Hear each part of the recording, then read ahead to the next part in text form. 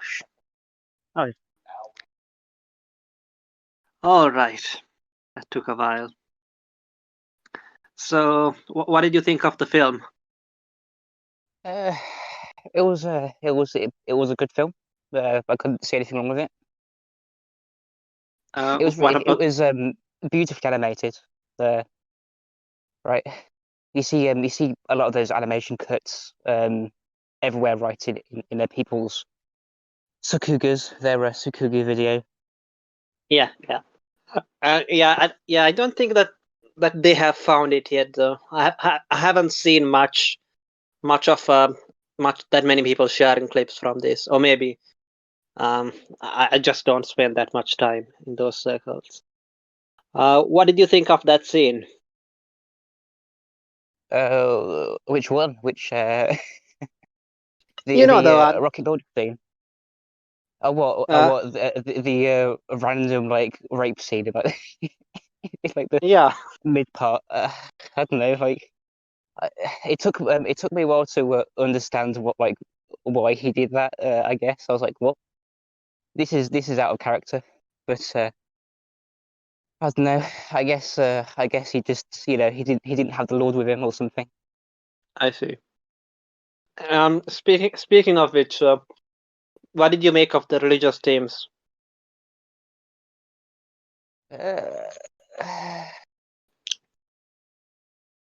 Uh, I don't.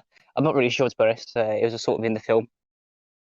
Uh, I mean, if you took them out, would anything be missing? Not really. Like the only thing you're really interested in is his love interest, right? And he could have had a love interest regardless of if she was religious or not, right? What did you make of the world building, specifically? Yeah, the world building in general, I guess. Yeah, it was all right. Yeah, all the technology is sort of like 10 years old from when this film was made, right? So uh, yeah, I'm out of breath as usual because I always walk up a hill before we record these. Let me just catch my breath. Let me just stop here for a second. Yeah, the world building. Yeah, so it's sort of like 1970s technology, maybe like 1960s technology, and yeah, it's like it all works well, I guess. Yeah, all the architecture and stuff is really nice looking. Mm, Yeah, I guess it's sort of like a alt history, sort of a alternate like Earth or something. But they've gone down the same sort of technological path as we have. So have like all the technology they have is sort of like regular, but it's just the world and the culture is different. do you like when you compare it to other stuff like Gynet after they formally became Gynet? How would you compare it to that stuff?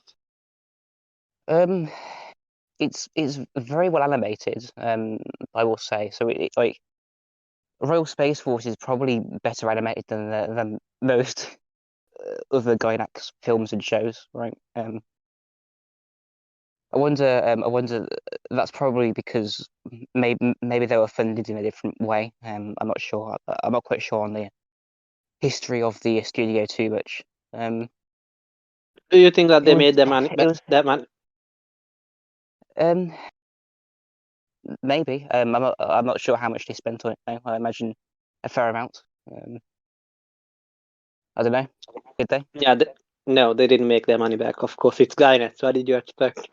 Oh, okay. I'm not Uh, quite sure. Like it's a perfectly fine movie. Like have you ever heard anyone talk about it before? no. It's like the only things from this film that have sort of been kept on in the internet, I guess, those are certain animation cuts that were illustrated, I guess, by Anno, right? The rocket launch scene, right? That's I believe all animated by Anno, and a lot of the plane and machinery as well. He probably worked on like more aspects of the film, but that's those are the elements that have been sort of actually paid attention to. Any other teams or whatever? I mean, what do you think the message is? I don't know. Other than space exploration is good. I think like all the things were basically just said by our protagonist at the end, right? I don't know. Humanity is a fallen race. Uh, Space exploration good. We should move beyond our natural states of war.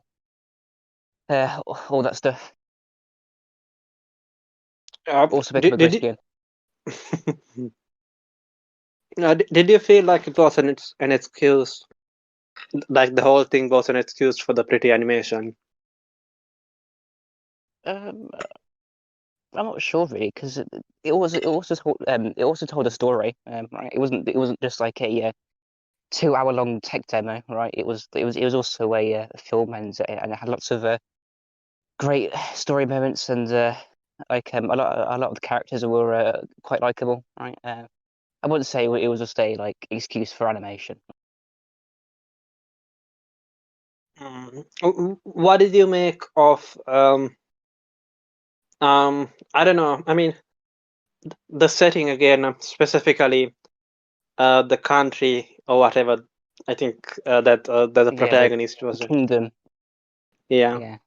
Uh, I don't know. I guess it would have resembled Japan maybe. After like when it was having its sort of economic troubles or something. I'm not really sure. Like Mm. no particular system was really shown in like a great light. Like the Republic was sort of like these people who wanted to go to war with the kingdom, right? And the kingdom itself was like this big sort of corrupt government, basically. So I don't know, like the only system, I guess that's really got a good light was I don't know theocracy, maybe I don't know.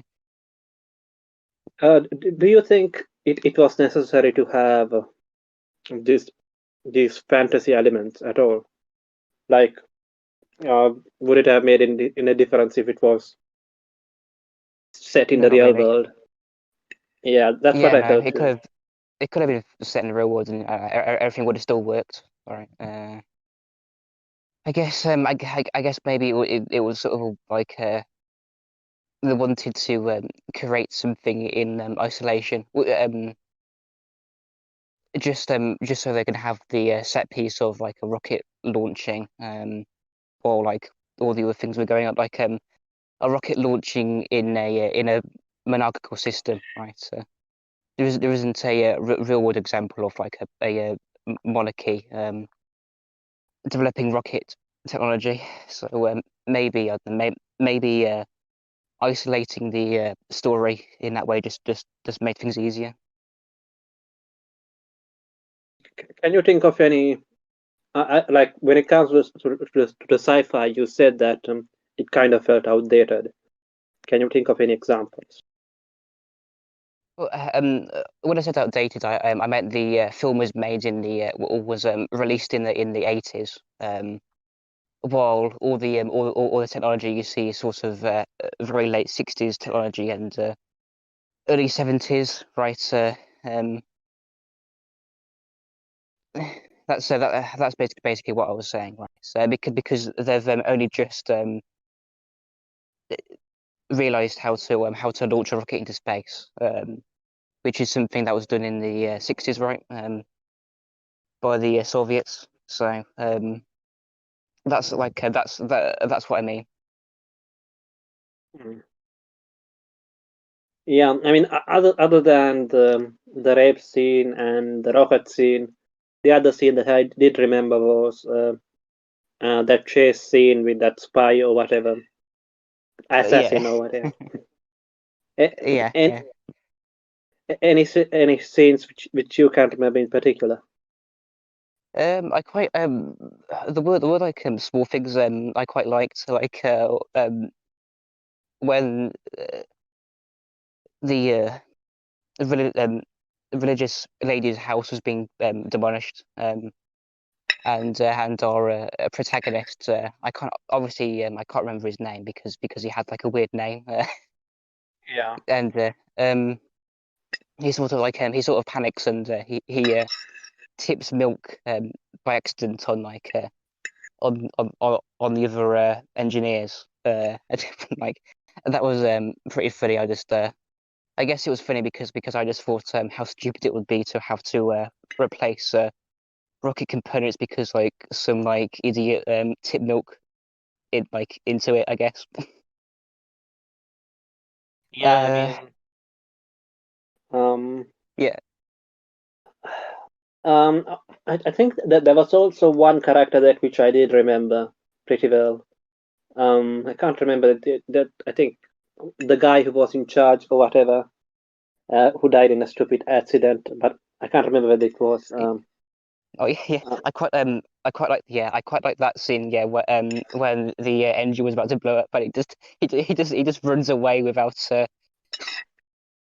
like telling anyone. The protagonist just sort of turns around and the doctor's gone. He's just running away. Uh, uh, did it kind of feel like a Ghibli ripoff to you? it was too sort of dour really to feel like a Ghibli ripoff. Mm. It didn't exactly have like a happy ending. It was just sort of neutral, I guess. Um, It didn't sound hopeful to you. Not really. Mm. It was like it wasn't that hopeful. I mean there were some like hopeful moments when they decided to like launch the rocket anyway. Um, but it's not like there was heroic music going on in the background or whatever. Because at the same time though, like there was also like they were also doing it in like the middle of like a war zone. Uh, so I don't know. It wasn't really positive enough to be a Ghibli film. It was well animated enough to be a Ghibli film, I guess. Yeah, It I mean, was I yeah. don't, I don't think that they would have a rape scene in a Ghibli No, film. no, Well, it's like even though I call it a rape scene, it's only an attempted rape scene, really. But yeah. yeah, It's sort of okay. yeah. I What don't know. what did you make of I guess the protagonist character arc? Was it character development, or what did you think about that? Mm, how much development went on? I guess he had like a bit of development when he actually gets into the rocket. Lastly, he sort I don't know he becomes more assertive, like rather than just letting things happen to him. Uh, he didn't he didn't really have much of a arc, I guess. He did like what exactly did he learn? Other than you should be more assertive or something. That's How about it really. how was it that they connected the religion to the need for space exploration or something? Um, I'm not sure. Did they? Okay. it's sort of I sort of saw it as like a sort of a place of what is it, sort of contradiction, right? Because his love interest, she sort of says the sky, the stars are too pure for humans to go there, or something. So I just saw it as like as a point of I guess what's the word? Mm, Yeah, yeah. I can't complete that sentence. I guess. Do you think it was pro-religious or anti-religious? Um,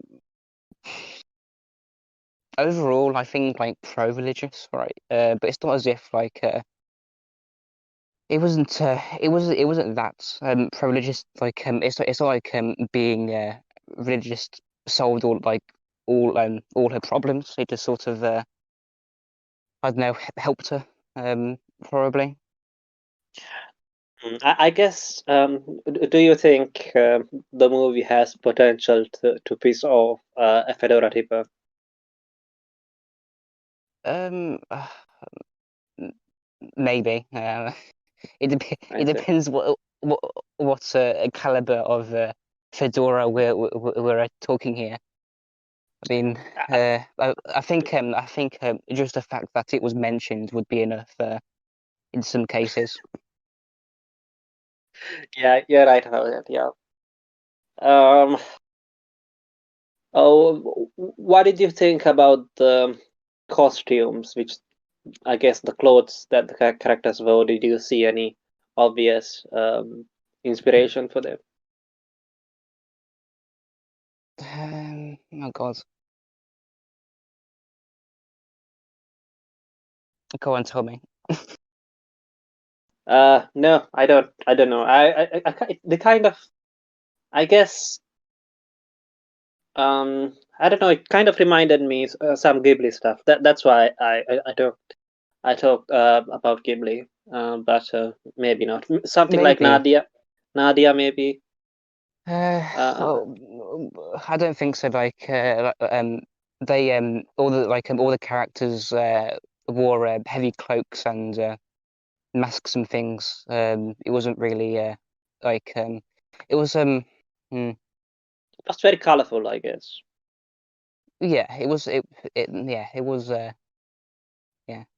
yeah. Everything was quite colorful with like the reds and yeah, bright colors, I guess. I don't know, like I sort of think about this film, and there isn't really much I can sort of take away from it. I don't know, they sort of a lot of things are mentioned and touched upon, but nothing is really explored too deeply. It's not as if our protagonist is like makes a choice really between exploration and religion at some point, or he sort of is forced to implicitly defy his government or something. It's I don't know. It doesn't really go to it. Yeah, it doesn't really go anywhere. It just sort of like they just sort of launch a rocket, and that's the end of the film. Do you think it's better or worse than Millennium Actress? Worse. Mm, I like Millennium Actress way more. I guess I just felt more attached to to the main character. yeah, I guess so. Well, the reason that Millennium Actress came to mind is because, like in this case, there's a real space launch, whereas in Millennium Actress, well, it's all in her head or whatever, or it's a movie set. Yeah, it's a film set. It's a film she's in. Yeah, uh, I don't know. I guess I kind of preferred preferred this because I felt the stakes were a bit high, but to each their own, I guess. Yeah, Well, yeah. The stakes were definitely higher in Royal Space Force. But that doesn't mean it's necessarily a better than uh, actress, I guess. yeah. What else? I think, as you said, I think the reason that like it wasn't that popular. Well, first of all, like there really wasn't that much otaku bait other than the I mean, I guess there was some waifu bait with the attempted rape scene and all that, but Yeah. That's and that's not a very generous interpretation of uh, I mean, like, what other reason do you think that there could be other than to get otakus to pay attention to it? so like it didn't really seem much like a anime movie. It felt more like a regular film that happened to be animated. More so uh like hmm, I don't know, but Yeah, like what else it could have done? It had like this. I'm not really sure. It had great animation. A lot of the characters were likable enough. It's not as if if any of the women really looked ugly or or anything. I don't know. I guess it's just one of those things that were just forgotten about for one reason or another. so do you think that in this case, Gainax was trying to be more casual, friendly? I guess. Yeah, yeah. You could yeah, I reckon you could pass this film off as like some sort of like Disney product and a lot of people wouldn't be able to tell the difference if you sort of get what I mean. If you did like a bit of editing and you gave it like a really good dub, I feel like you could definitely pass it off as a quote unquote regular film. I guess. Would you say that it is better than Spirited Away at least? Yeah, yeah, I would. Even though I do like Spirited Away a lot. Yeah, yeah. I mean, I'm kind of you know seeing what casuals would like or not by asking you, I guess. Uh, Are you gonna be a casual? That's fine, I guess. uh, no, no, no. But you do seem to. I don't know. Uh, I kind of regard the Ghibli movies to be casual bait, to be honest. Yeah, yeah, yeah. That's probably why I like them all. I guess apart from like certain films, I didn't really connect with. I guess Which which ones? I've said in the past. Well, there's Porco like two honestly, I could talk about my rankings of Ghibli films all day, to be honest. But the two films I was sort of least impressed by was Tales from Earthsea and Pomporco. It's like those two films didn't quite do it Yeah, for me. yeah. They're kind of trash. Yeah, but at least tell me that Princess Mononoke is your top one. Princess Mononoke is like my fourth, I think. What are one, two, and three then? Well, three is Howl's with no two is Howl's Moving Castle because that film is like Mm. immaculate. Um, one is only yesterday, and three is Whisper of the Heart. All right. All right. It's very like Um, it's very close though. Like if I gave number rankings to all like these top four films, I would probably give them all like a 9. I would probably give House Moving Castle a 10.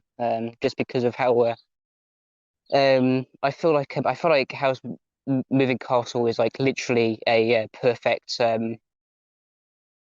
film. do you think anime films are kind of dead? Um, if I think about it, yeah. Like I haven't I can't really, apart from like oh god, like what's the most recent anime film I've seen? Like it will probably it would probably be the Konosuba movie that came out. Yeah, that It's just doesn't count. just to express how dire our situation is when it comes to the anime film. Uh, Yeah, I mean, there have been a bunch of films, but they're mostly for basically already existing IPs. yeah, like shows and yeah, like movies for shows as like companion pieces. Yeah, I mean, the last one I watched was for that Nazi lolly thing anime. What's it Yeah, called? obviously. Tanya. Yeah. Yeah, okay, Um, obviously. and obviously, yeah. I mean, there was this guy in Academic Agent's comment section that kept on shilling it. You must have seen her or him, probably, most likely him. Yeah, That I do. that Yeah, sorry. uh, sorry, yeah, go on. Yeah, I do. Yeah, I do see a lot of people shilling that show. I think even V like expressed sort of spoke about its virtues at some point. Yeah, but V has shit taste. I think he's basically a shonen tad. I mean, I think he Yeah, even he even praised that rent a girlfriend trash. Oh God, I yeah, really hate it. yeah. So did Grant. So you know, his taste can't be that bad. By Grant, you mean Gigak, right? Yeah. Uh, Gigak is not even His human to taste me. can't be that. His taste can't be that bad though. Uh, like, look, I'm reading the source material and it's complete trash. Yeah, Uh, and yeah. it's I totally believe you. podsed. It's totally podsed as well. Like, um, Really? yes, it's about this fucking loser who pays this Camho, I guess she's an actress, all right, to pretend to be his girlfriend or whatever, and so pathetic. Um, it's like this. It's basically the simp anime, really. Oh, okay. Um, and I mean, Grant will basically praise anything which is popular. So I mean, I don't even know whether he even watched it at this point. I mean, unless he did a video separately about it, but obviously he's. I don't know. Did what was the last video that Grant made on an anime which was not popular?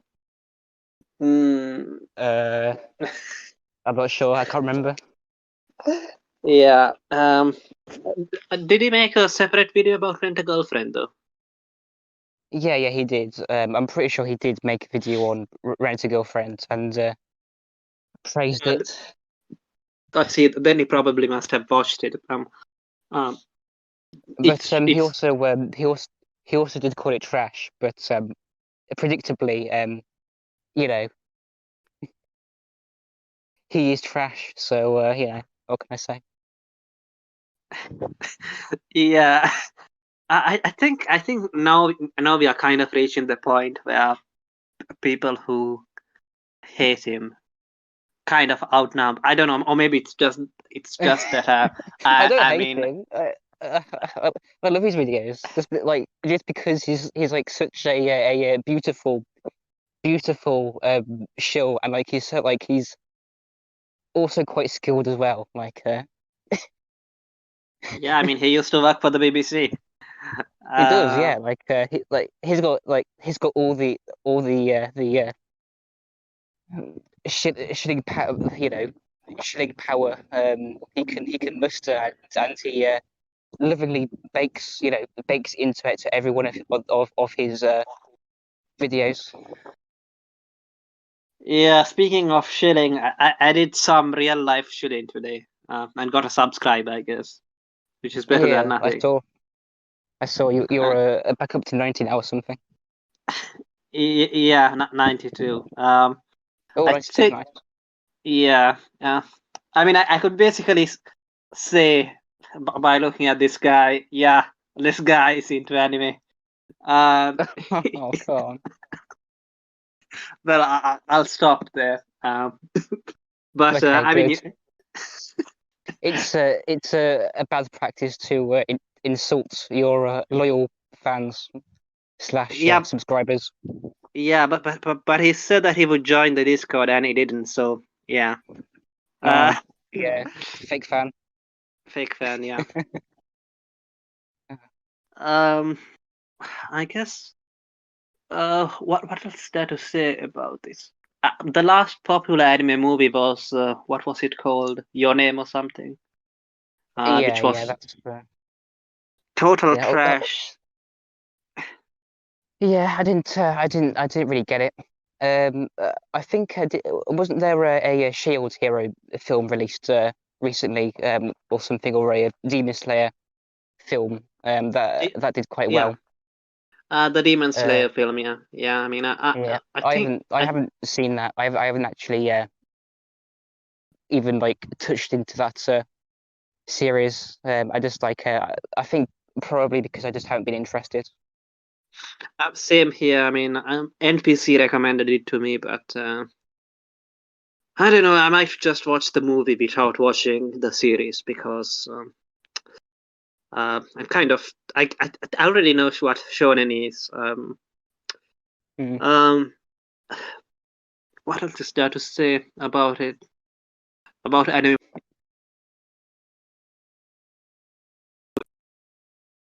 Yeah. Other than as I said earlier that this was probably the least otaku friendly Skynet thing. I mean, um, I guess it was otaku friendly in the sense that, like, like a lot of otaku back then anyway used to be into sci-fi, and there's a Yeah, bunch of sci-fi stuff. Like when you look at all the anime, like Space Battleship Yamato, like I think the first episode is just basically just autistically explaining um just all the different sci-fi, like how the spaceship, the different aspects of the spaceship are supposed to work, thanks to quote unquote science. mm. Um, Science with a capital S. yes. I mean, there wasn't that much of it here. I guess the whole montage or whatever of them like building and testing for the spacecraft is kind of like that.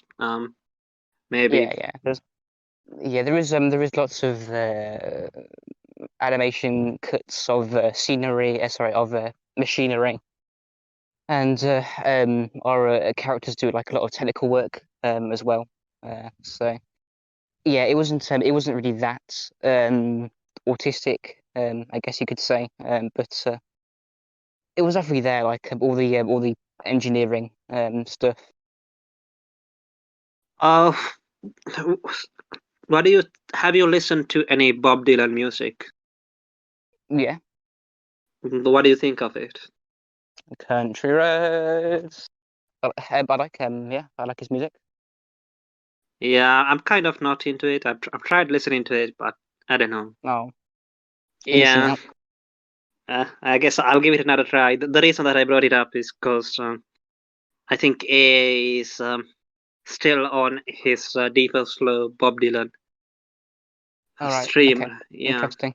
In terms of, I think he's going to talk about Stanley Kubrick at some point, and that's what I'm actually looking forward to. I wonder what they're going to say about Kubrick, because yeah, like I definitely see sort of what like how Kubrick sees things is very interesting. Um, yeah, so yeah. Um, hello, can you hear Yeah, me? yeah, yeah, Oh, okay. yeah. Uh, Did you watch any of I guess any political related stuff, I guess. apart from this week's UO, that's about it really. I know a cigar stream was uploaded to recently, so I'll probably watch that this evening. Um, but yeah, Yeah, although I guess yeah, I finished Hops. Sorry, Hans Hans-Human Hop. I think that's how you say his name. I finished listening to his audiobook. Democracy, the God That Failed.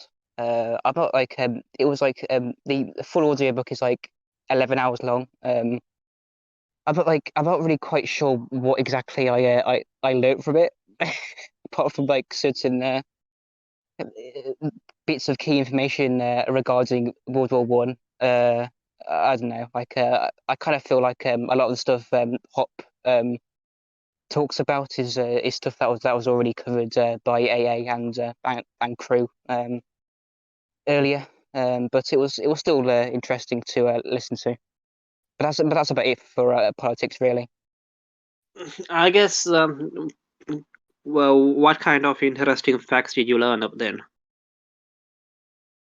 Um, I, I think this is like best for a another time. It's like it was nothing too interesting, really. It was a sort of I think yeah, I talked to about it last week, or was it like 2 weeks ago, where it was just sort of around how warfare was treated, and how democratic nations or nations that rely on popular sovereignty are more likely to go into total war states, basically.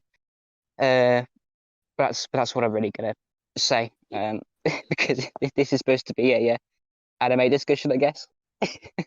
Is it? I don't know. I think we've finished talking about Royal Space Force, right? Yeah, yeah. At I this mean, point, unless you have anything else to say about it.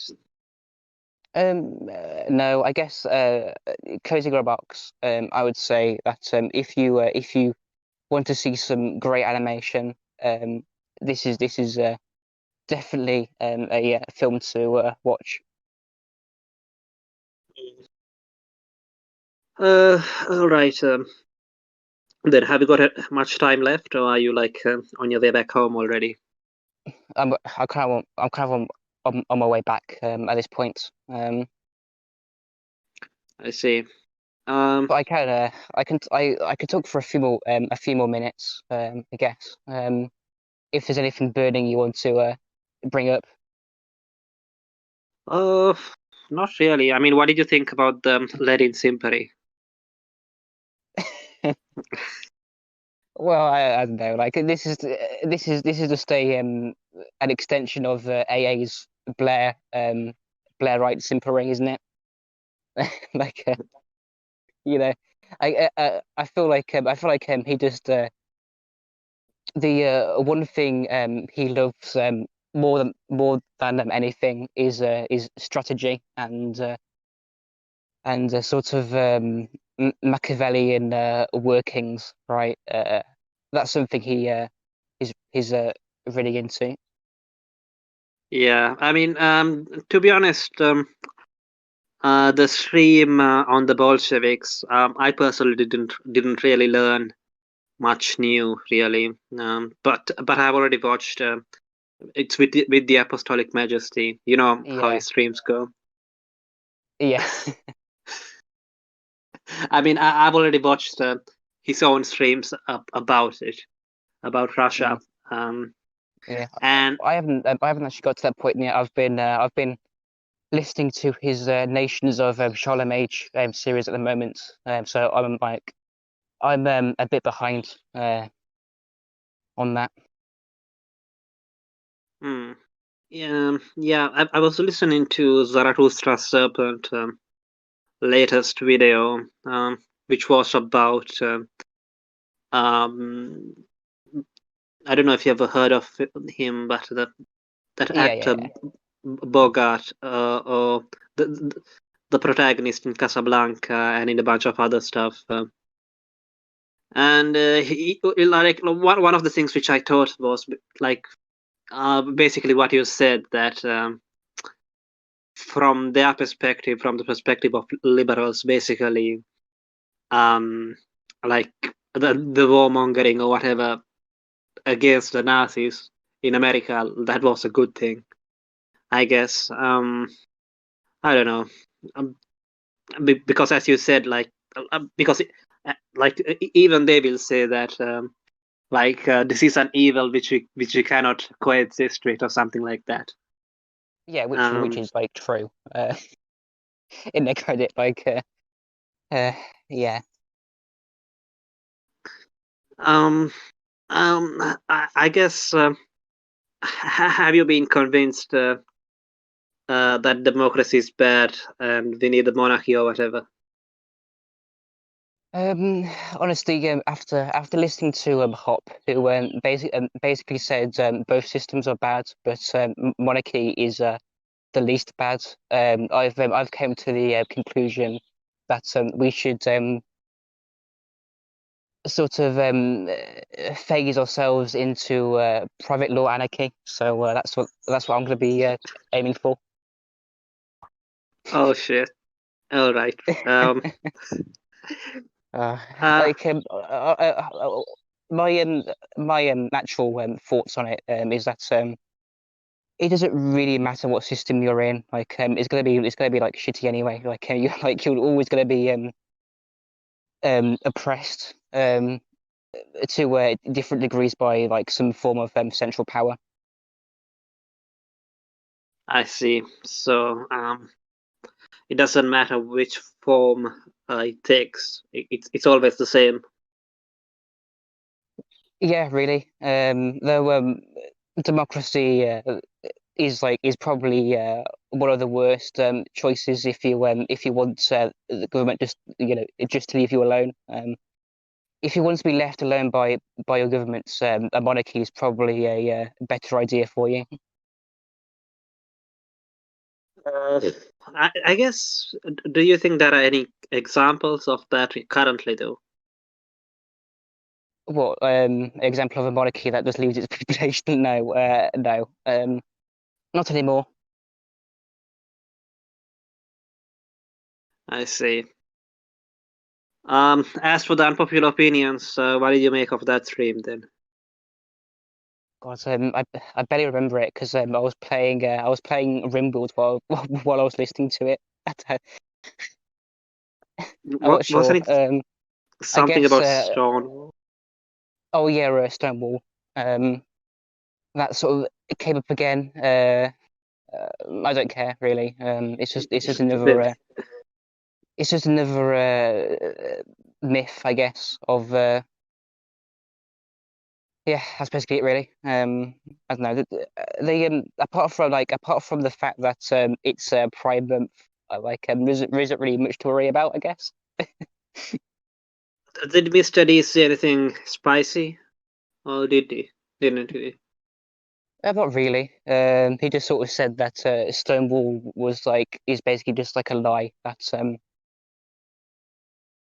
was used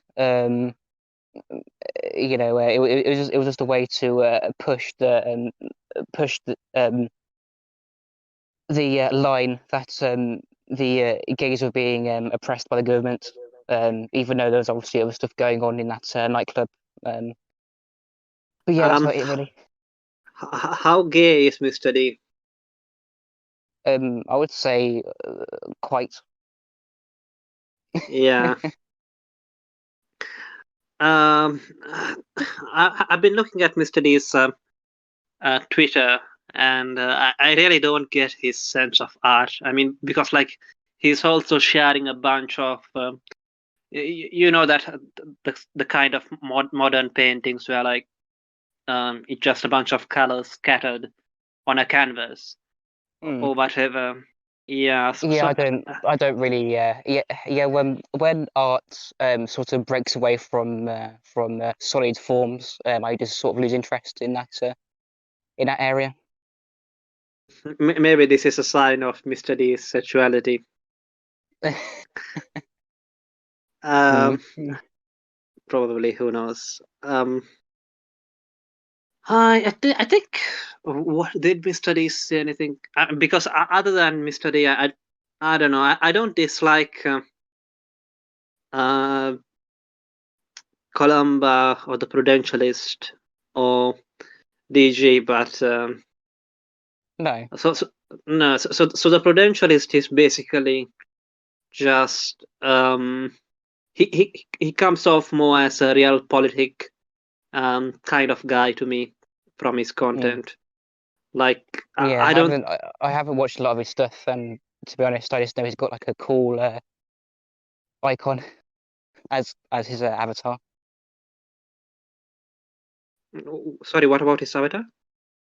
It looks cool. That's Ah, the Prudentialist. Yeah, yeah. I don't.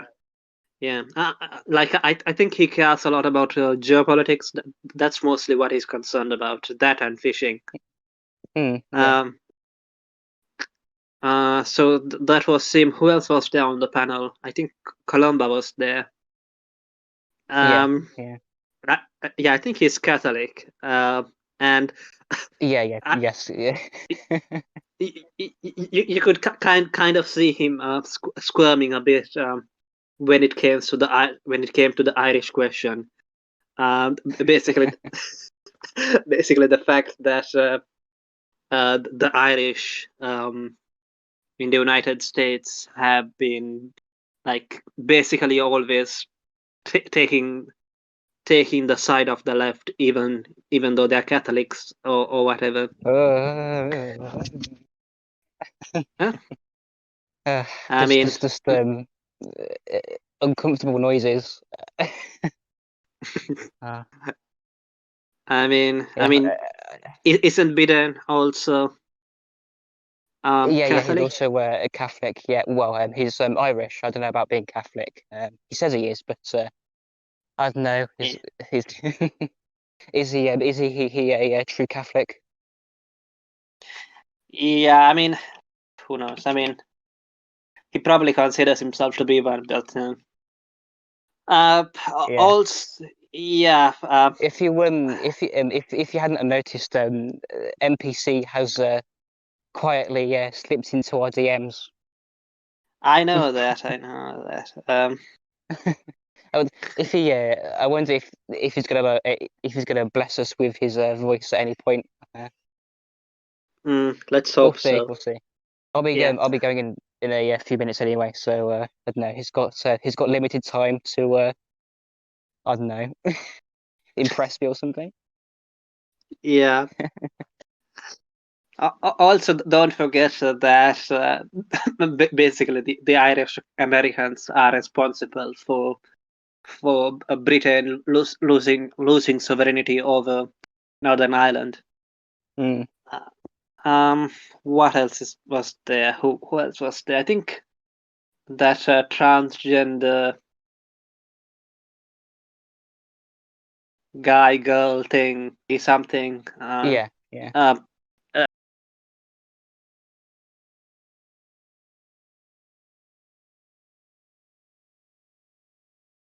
uh, uh, the I'm probably fucking England. Are you going to go?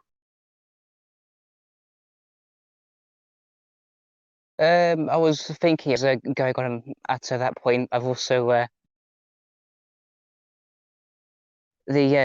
looked at and that's not really money I spend at this point. I see. Um, yeah, I think that was all. That was all the members, and I think by the only AA and Yeah, Mr. D were left.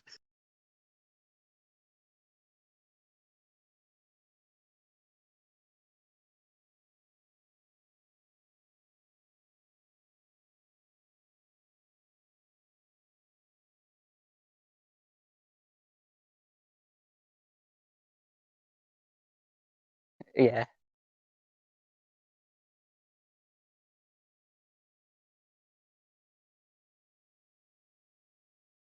Anyway, All. yeah. Yeah. Um. Is there anything else? Are you watching any other anime? Planning to watch any other anime? I guess. Well, I watched the first episode of Ashitana Joe. That's Hmm. boxing anime. I'm not sure if I can if I can sit through all of that. To be honest, I don't know. Come It's on. like What's wrong with you? I don't know. Like all the characters look a bit dysgenic to me. I don't know. I can I Uh, only just watched the first episodes. Maybe maybe it gets better. Oh, for fuck's sake! You're being used to all the moe shit girls. That's the problem. No, Uh, no, like the girl in the first episode, like her head is like twice the size of any moe, you know, girl. they're just a bunch of retarded kids. Just ignore them. Uh, Oh, street urchins. yeah, retarded kids.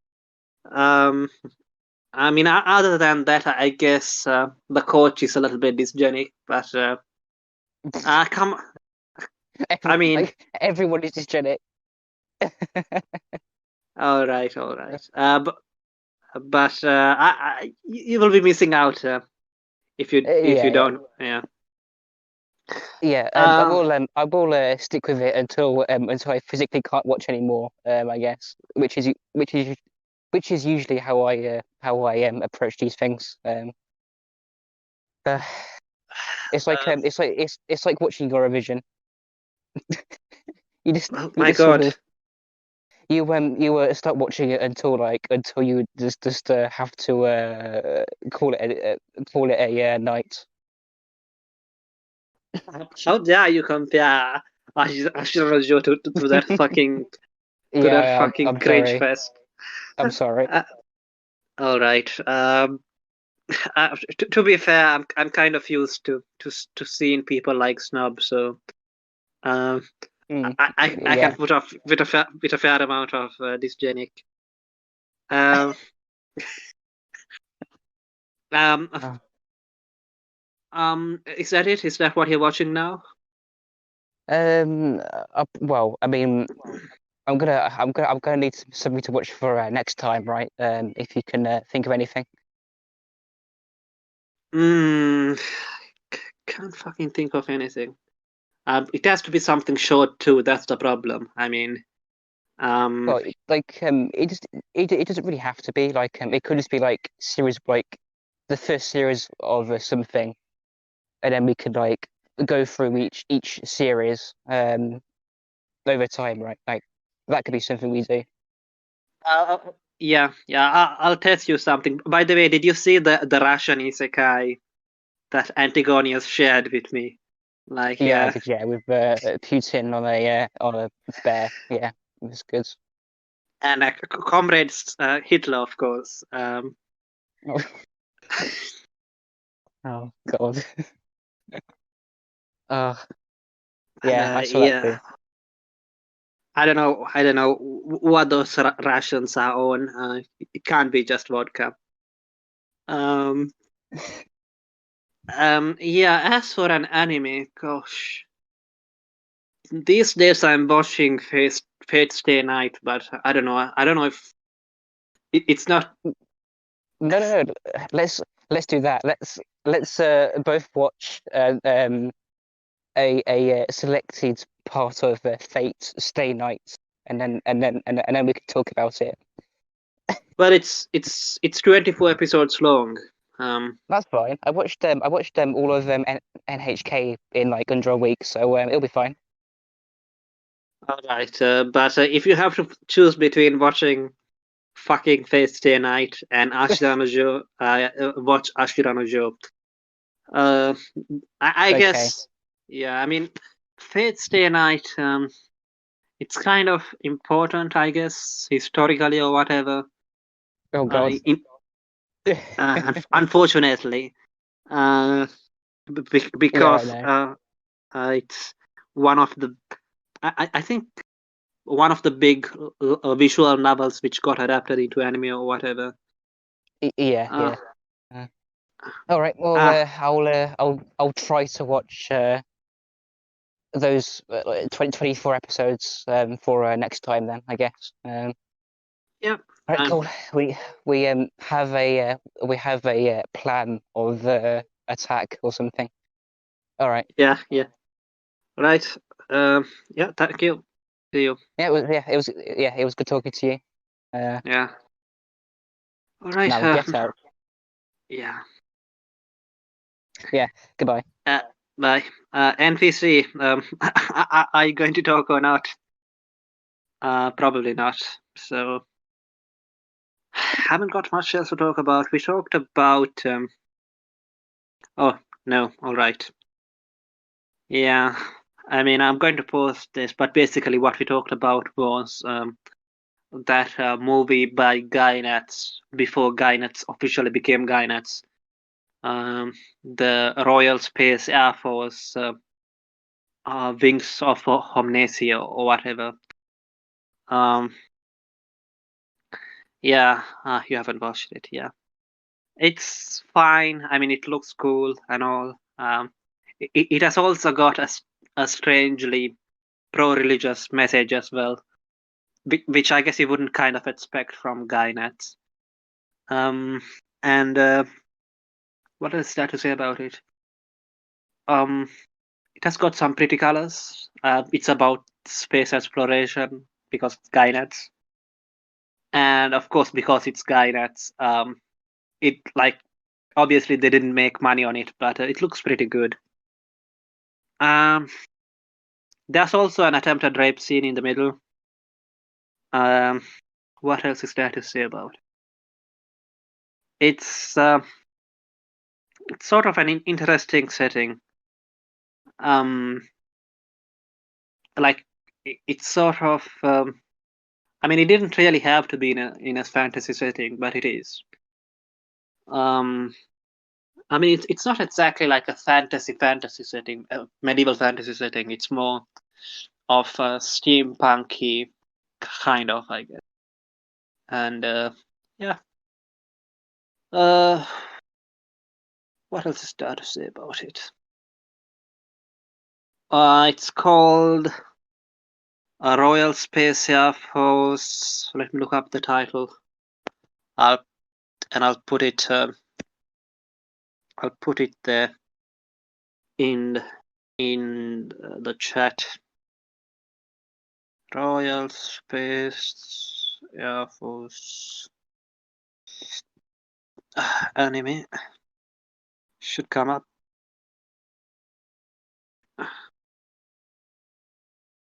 All right, found the title. There it is. It's either that or it's going to be called Royal Space Air Force. So usually it will be like this.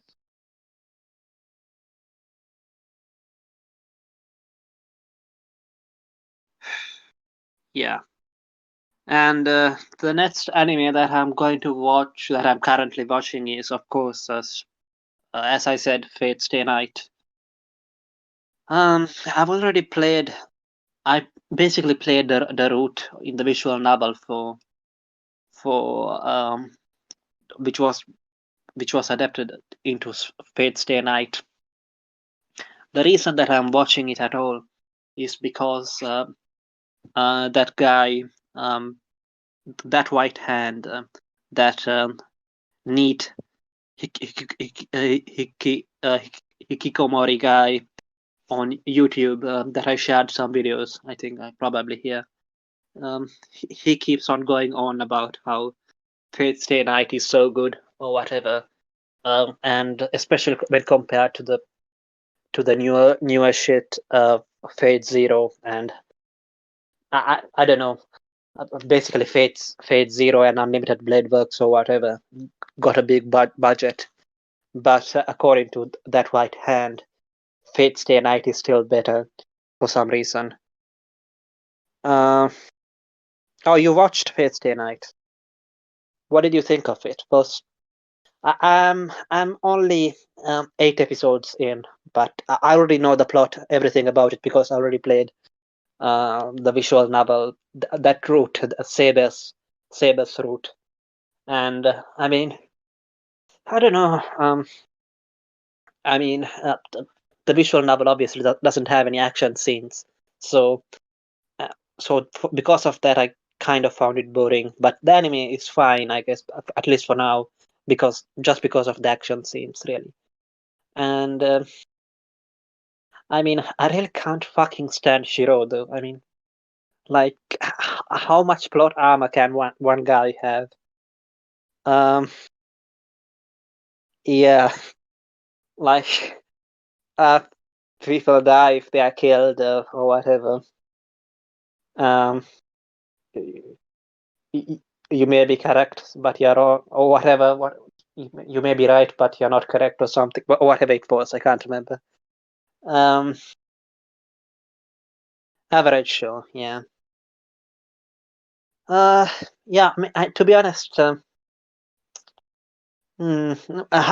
did you only watch? The original, or did you also watch Fate Zero, whatever the fuck Fate? There's like 1,000 of them. What the fuck? Um, it's like fucking Monogatari. But even worse, I think, because I think there's like shit with no continuity, and that happens early or whatever, and it's different characters as well, different characters that look the same as well for some reason, because everybody wants to fuck Saber maybe. I see. And the first season of Zero is Zero any better than the original Fate Stay Night? Zero is better. All right. Uh, yeah, I mean, I'm not sure what the hell that white hand is going on about, to be honest. Slightly. I mean, probably. I mean, all that I know about Fate Zero is that basically, I think Gigak praised it because it had a bigger budget or something. And I think it adapts a different route. The Toka or whatever, the Tsundere, um, Tsundere bitch, character, her route from the visual novel, which I didn't play her route because I got so bored by the route with Saber, and I don't know. I mean, of the two characters, I guess Toka is more interesting, but Saber has got a better character design. So, I mean, um, when it comes to visual novels, I rarely ever play them without using a guide, um, uh, because like you need a guide if you want to like do a certain route. I mean, some people the first time they go to a visual novel, they go through it like a personality test or whatever, and I guess that's how I went through Katawa Shoujo, and I ended up on Amy's route. Um, Slightly better, I think. All right. Mm. I don't know. I, my impression was that it was basically Sword Art Online tire, but so far it hasn't been as bad as Sword Art Online. Um, I mean, the protagonist is annoying in a different way, but not as annoying as uh, Kirito, fucking Kirito. Um, but what else did to say about it so far? I mean, I kind of feel like the protagonist is basically not choosing anything. Like things are just happening to him. Like it's like he's not exactly overpowered like Kirito was. I mean, there's still always that bullshit about like him being weaker than everybody else. But then later on, obviously, it turns out like that he has this super ability that basically makes him better than everybody else. But yeah, uh, at the same time, it's like I don't know. I kind of it's like I'm okay with stories about other like powerful, strong characters, but I don't like it when they pretend that they are weak or whatever. Um, and in this case, they're not pretending that he's. I mean, he's kind of weak. So, um, but at the same time, he's just too lucky. He's just too lucky. I mean, he nearly died like three or four times now. Um, and like every time he just uh his injuries all heal, get healed or whatever, and I don't know, the stakes don't feel that high. I really don't give a shit about the backstory or whatever. His dad died or whatever, or there was a fire. Like he's sort of the like you know like how that's the stereotype of the otaku, who is like I guess the Kirito type, where like they pretend that he's weak but he's actually really strong. That's really annoying, isn't it? But another annoying thing uh, which I found in anime is protagonists who are orphans. For some reason, like if the protagonist is an orphan, like it always turns out shit. Except maybe Ashira no Jo. Um, but that's because like he actually has a fucking personality and an ego. Whereas a lot of the time, like the reason that I don't like the orphan protagonist is that like they always like play up like how innocent and pure-hearted or whatever they are, when in fact they are just retarded and should just fucking die. Um, like I don't know, it just like it's just a very cheap way to make you feel like to make you take the side of the protagonist. You know how like the one-dimensional evil rapists are all there so that the protagonist looks good in comparison. That's and that's the same thing with the orphan setup. Like, oh, the protagonist is an orphan, so like you have to feel sorry for them or whatever. And well, in this case, you have got both the orphan shit and also the one-dimensional evil rapist in the form of that Shinji character.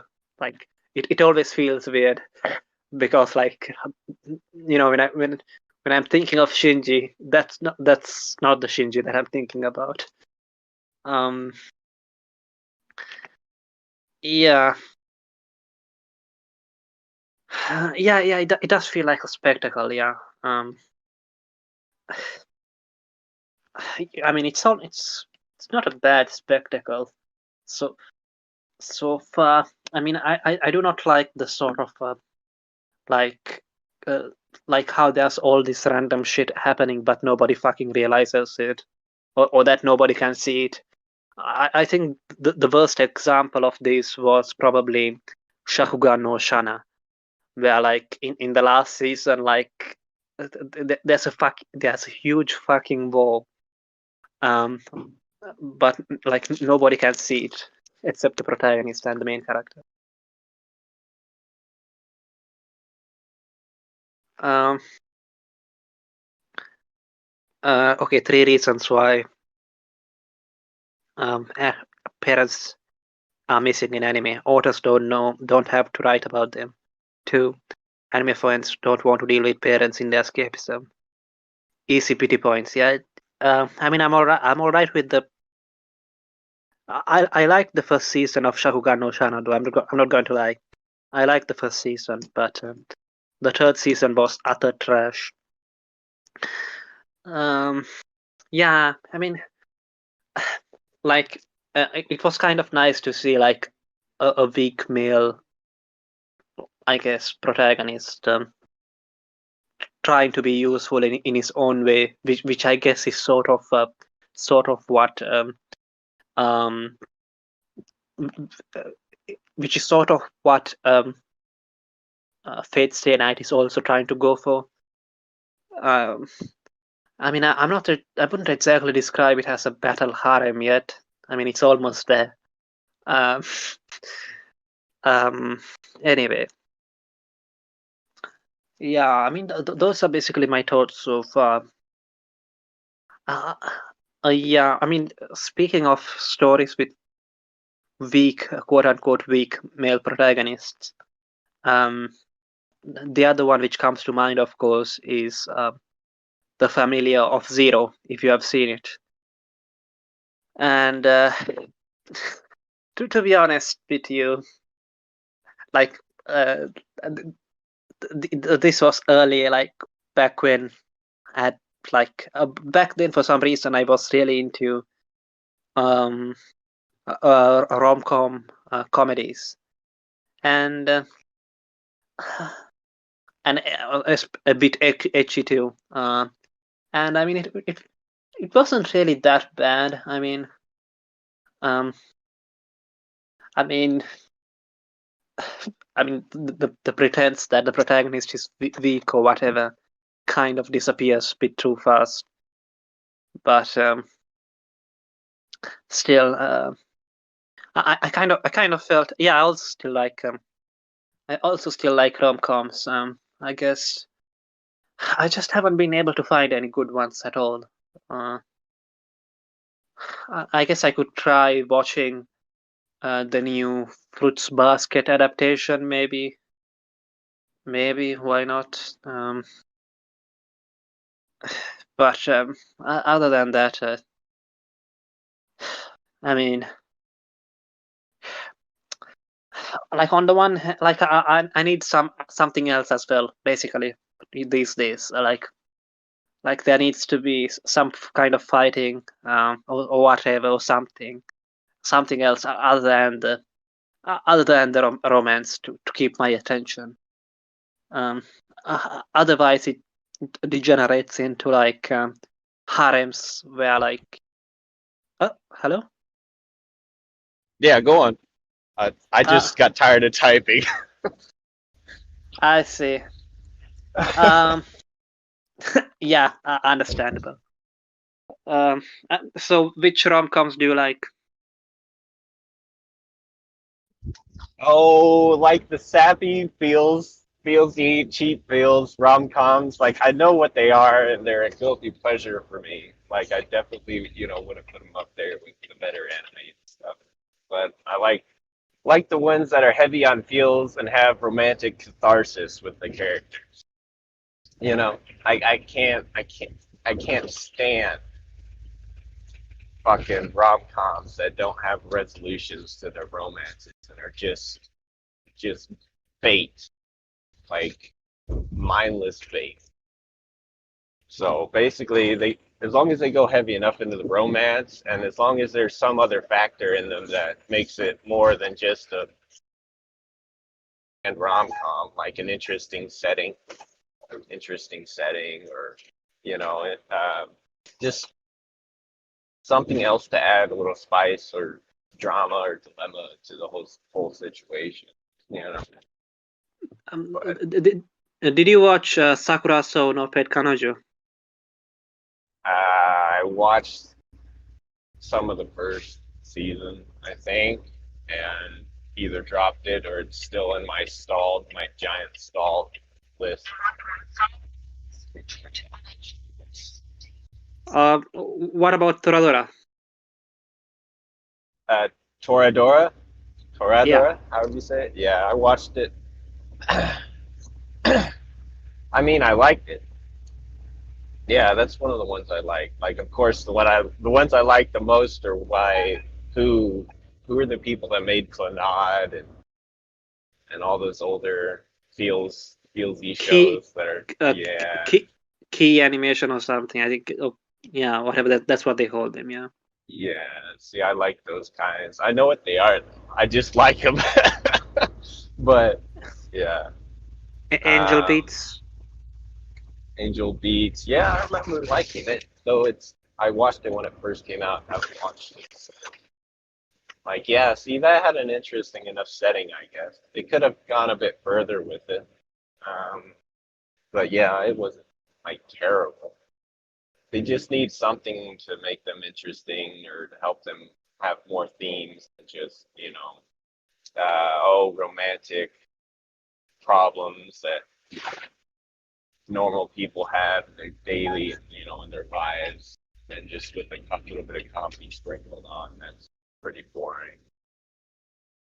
Mm. But yeah, Uh, see, I like Toradora, and I guess I kind of like Angel Beats. Like, I wouldn't call any of them great, but I still like them. yeah. I think the only ones which I've seen um snob praise is probably the one by guy that's His and Her Circumstances. If you have watched it. No, yeah, it's something I need to watch. It's on my list.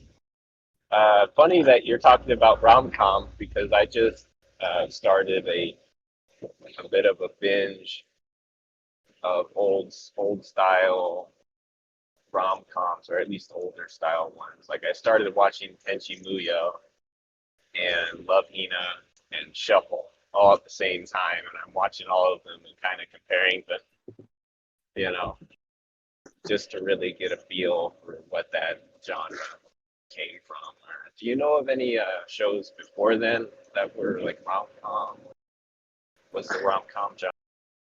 I would say probably the best old one is My Son Ikoku by Rumiko Takahashi. So basically, the same woman behind Inuyasha and before that Ranma. But it's pretty long. My Son Ikoku is pretty long.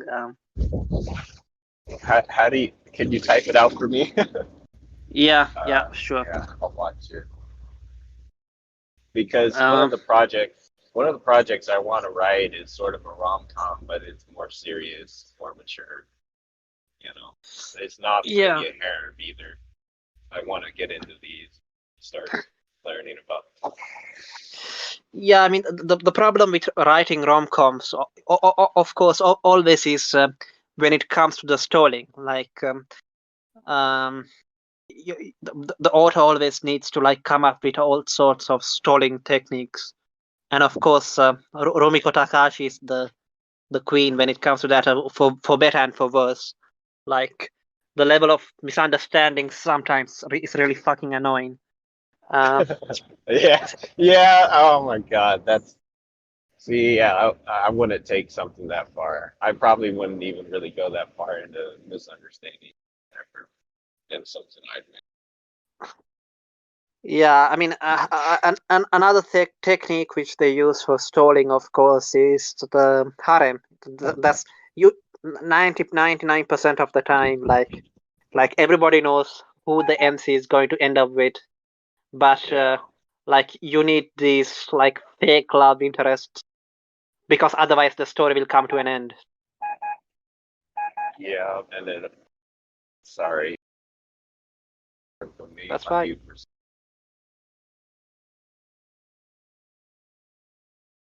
All right. Uh, yeah. I mean, my Sonic Coco is good. Um, but it's long and it's. that's fine. Is like how long? 100 episodes? Let me check. Because Okay. I can stick with a show for about 100 or 150 episodes tops before I just can't watch it anymore. The longest show I've watched or is Bleach, and even then I stopped. I had to stop around episode like 160 or 180 or something because I just couldn't watch it anymore. Yeah, I mean it's I think it's certainly less than 100. Let me check. Yeah, for some fucking reason I can't use IMDb. I mean it doesn't have the number of episodes anyway. I can't find it. That's fine. I'll check it out. But yeah, what you were saying, like just before I went off mute, what were you saying? Sorry, I have a Yeah, bad memory. yeah. It's 96 episodes long. What I was Yeah. saying was um fuck. What was I saying? Yeah, I was saying basically about the. I was talking about the different stalling techniques, which when it comes to rom-coms, like or basically romance or whatever, you need to have like an obstacle or something. Otherwise, if the after the two characters get together, Yeah. there really isn't much to do, is there? Yeah, yeah, and it's funny you say that because a lot of the obstacles that get presented in rom-coms feel really like shallow or contrived, you know. It's like the author just threw this in there to keep the story going, like you say, or add more girls to the mix to appeal to a wider audience, get more episodes. But yeah, see that's something I want to have like in what I want to write. I want to have like psychological obstacles more focus more on the like character development obstacles and not still to some extent like environmental obstacles like with their circumstances in terms of the main characters and but I don't I'd rather focus on psych psychological because that just appeals more to me and I think it'd be more interesting it opens the door to deeper themes it opens the door to more things than just fan service or like you said earlier, the tropes, Yeah, I or mean, cliches. yeah, yeah. Another thing which they tend to do, which some authors have tried to do, especially Rumiko Takahashi, um, sometimes well, but most of the time she fails. It's basically like it's basically to have a romance story, but to kind of pretend that it's a shonen. So so Yeah, yeah, I see that now. Yeah, uh, that's basically what happens in Ranma, and I think the first season of Ranma does that very very well. It's pretty good. But after that, it just like gets boring really. Um, with Inuyasha too, like it gets boring by like I don't know. I watched like 68 episodes or whatever, but I mean they do kind of get together, but I guess there isn't an official confession or whatever, and yeah, yeah. It did get boring. Inuyasha moved at a snail's pace. Like if that show was made today, it wouldn't be very popular. It's popular because of the time it was made in, I think, because the industry is just too different now. Like even with the new Yashahime show, it's really sort of shifted, completely shifted. It's the way it presented its story with its characters and the dilemmas they face. You know, it's it tried to appeal more to well, number one, nostalgia. It definitely tried to appeal to that, but it also tried to appeal more towards its female fan base, I guess, in that sort of sort of sense, because the way it presents all these characters are females, like young people. So, and they're in the troubles they face are fairly typical dilemmas that you would expect a teen or a young woman or a girl would want to. It really went all in on that female audience, I think, the new Yashahime, because you don't have your male MC and your female MC both playing off each other, playing both significant roles, like with the original Inuyasha. You just have your three female main MCs and just a world for them to play around in. So the new Yashahime felt really shallow in that respect, and there's really the romance in the new one is just not really there. It's I don't know. I'm rambling. Yeah,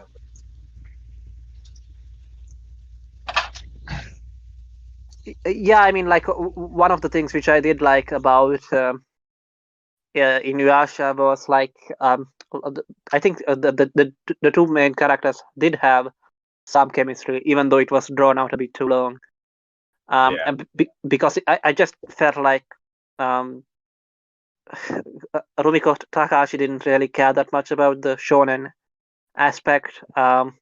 So that sort of went to shit. But like for example, we are talking about Shakugan no Shana.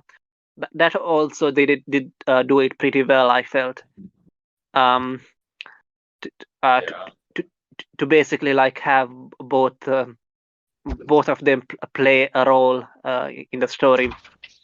But yeah. what do you think of what you have watched so far? So you said that you're watching Love Hina, um, and Shuffle and Tenchi Muyo. yeah. So Yeah. what do you make of them? Like, how do they compare to each other? Um. Well, I'm enjoying Tenchi Muyo the most out of the three, really, because although I've only maybe 10 episodes in on each one, so I haven't gotten that far, not even half. But um, I don't know. None of them are really that deep. Tenchi Muyo definitely has the the most interesting setting, I think. So, because it has its spaceships and wild sort of pseudo sci-fi aesthetic, with animals that can turn into spaceships, wild alien stuff. It's interesting, and I think Tenchi Muyo definitely has, and I'm not it's not saying much, but I think it definitely has the most interesting MC, because the MCs of the other two really just typical, you know, dating sim or rom-com MCs to a fault. They're just so bland. And even you could say Tenchi Muyo is not really not really that interesting either. But I don't know. Somehow he just seems more active in the story. He's Mm. just not some passive plot device like in the others.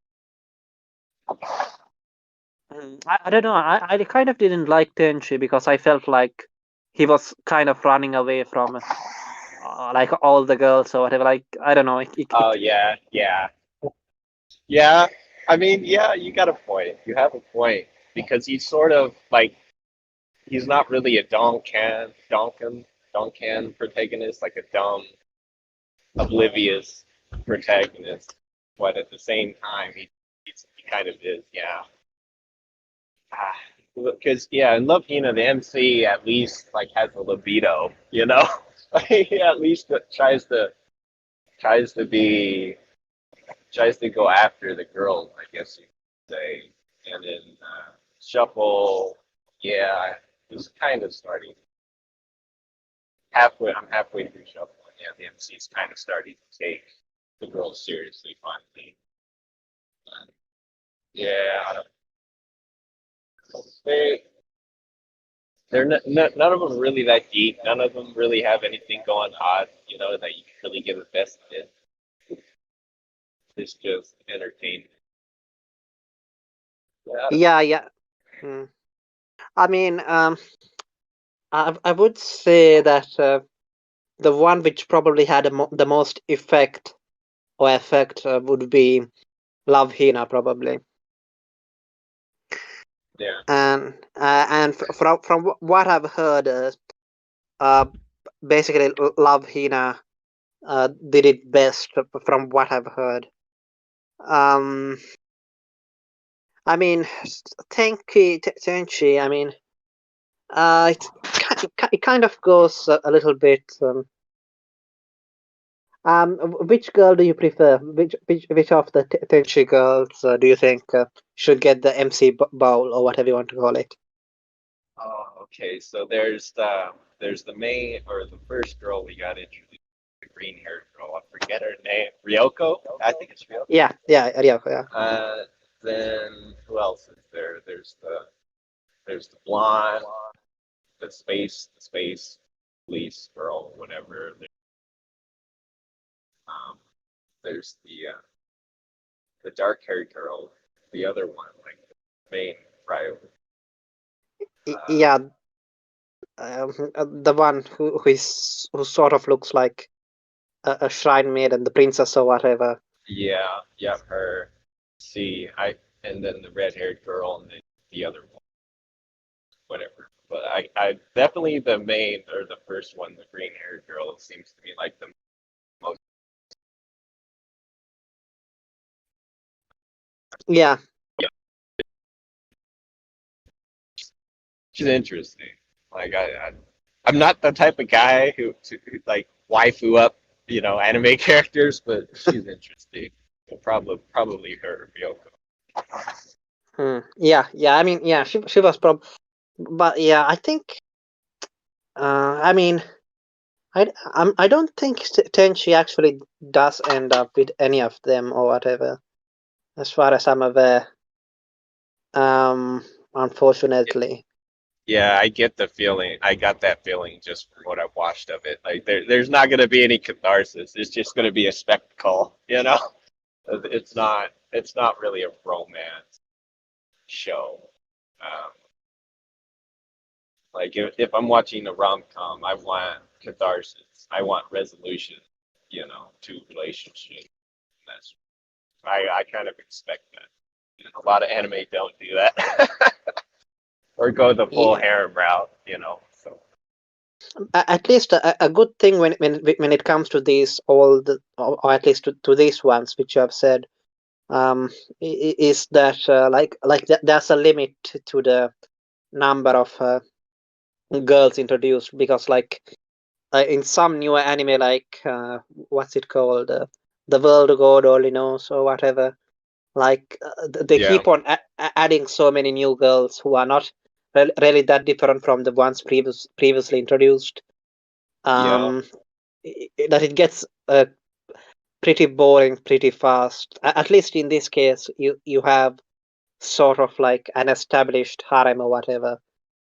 um yeah. o- yeah, Uh, I mean, talking about that show, The World God Only Knows. Is it based on light novels or a manga? You i know? think i I think it's only based on a manga, because I read the manga after watching the anime. Yeah. Okay. So does the manga go on further and sort of go into any themes or have catharsis, or does it just keep going on like the anime? No, he does end up choosing one, and there's Oh, some. okay.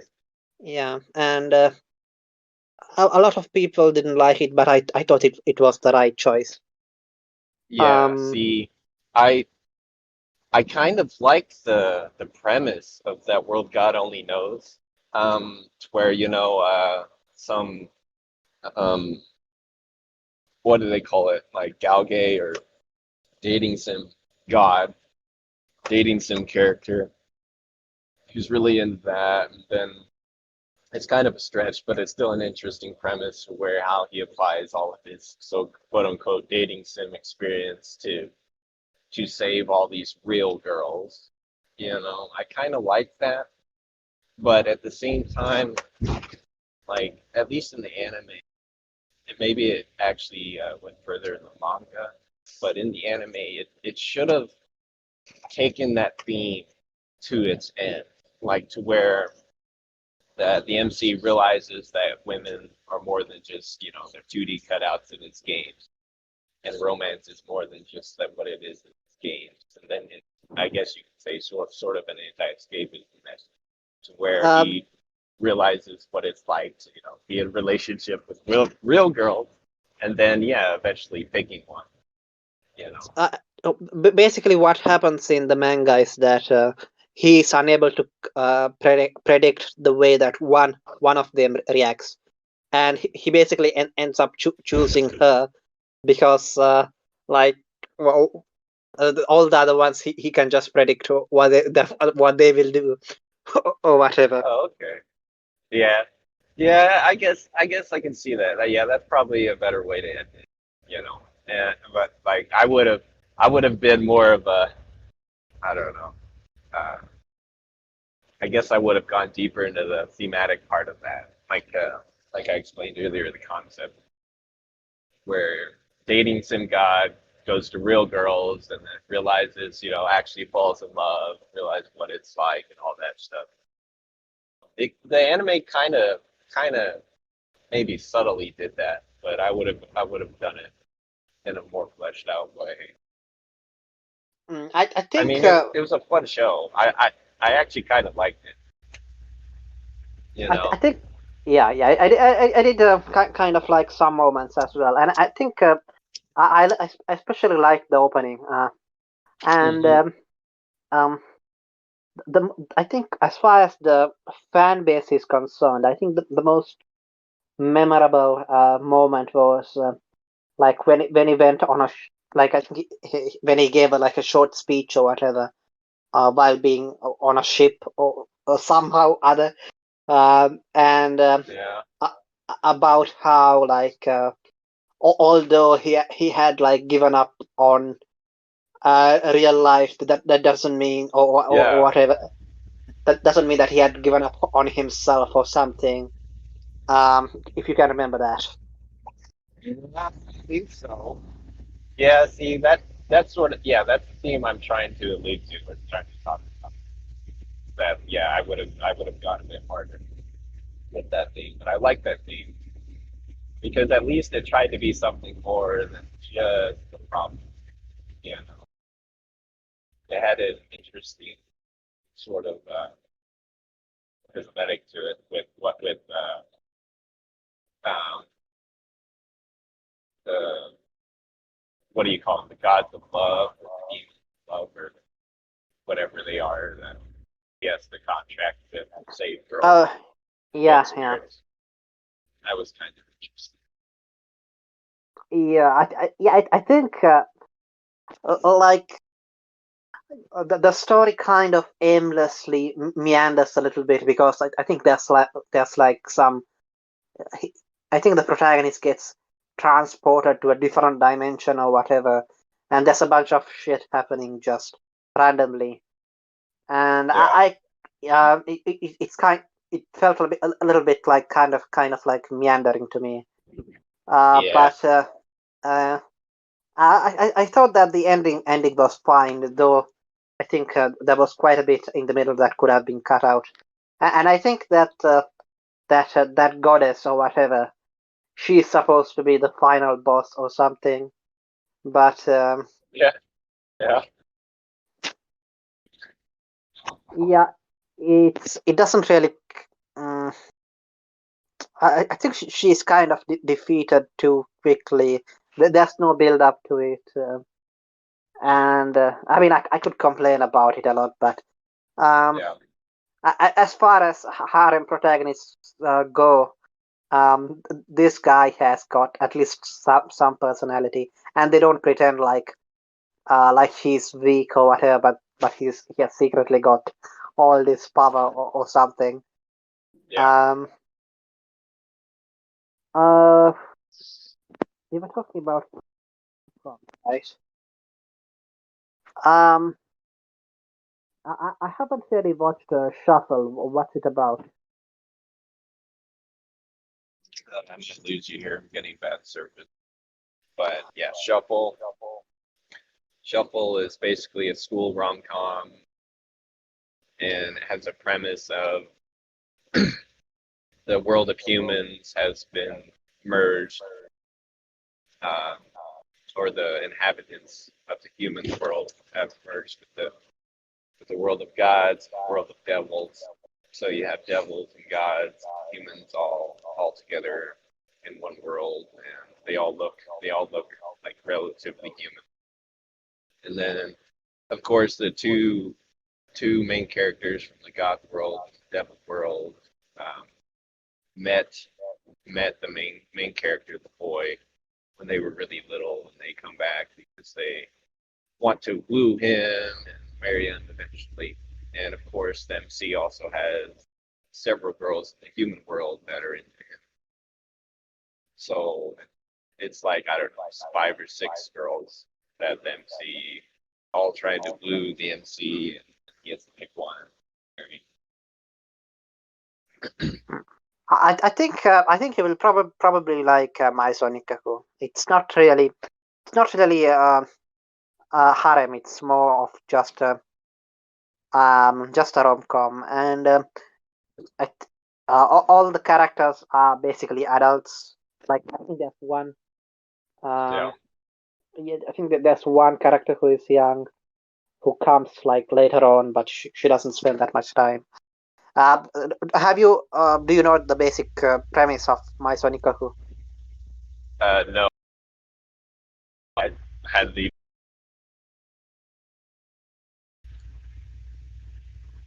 So the premise I'll be basic, right back. I see. Yeah, the audio is a bit bad, I guess. Yeah. Uh, so yeah, I, I think NPC had to leave because the audio got a bit too bad. Oh, hello again. Hi. Hi. So the premise basically is that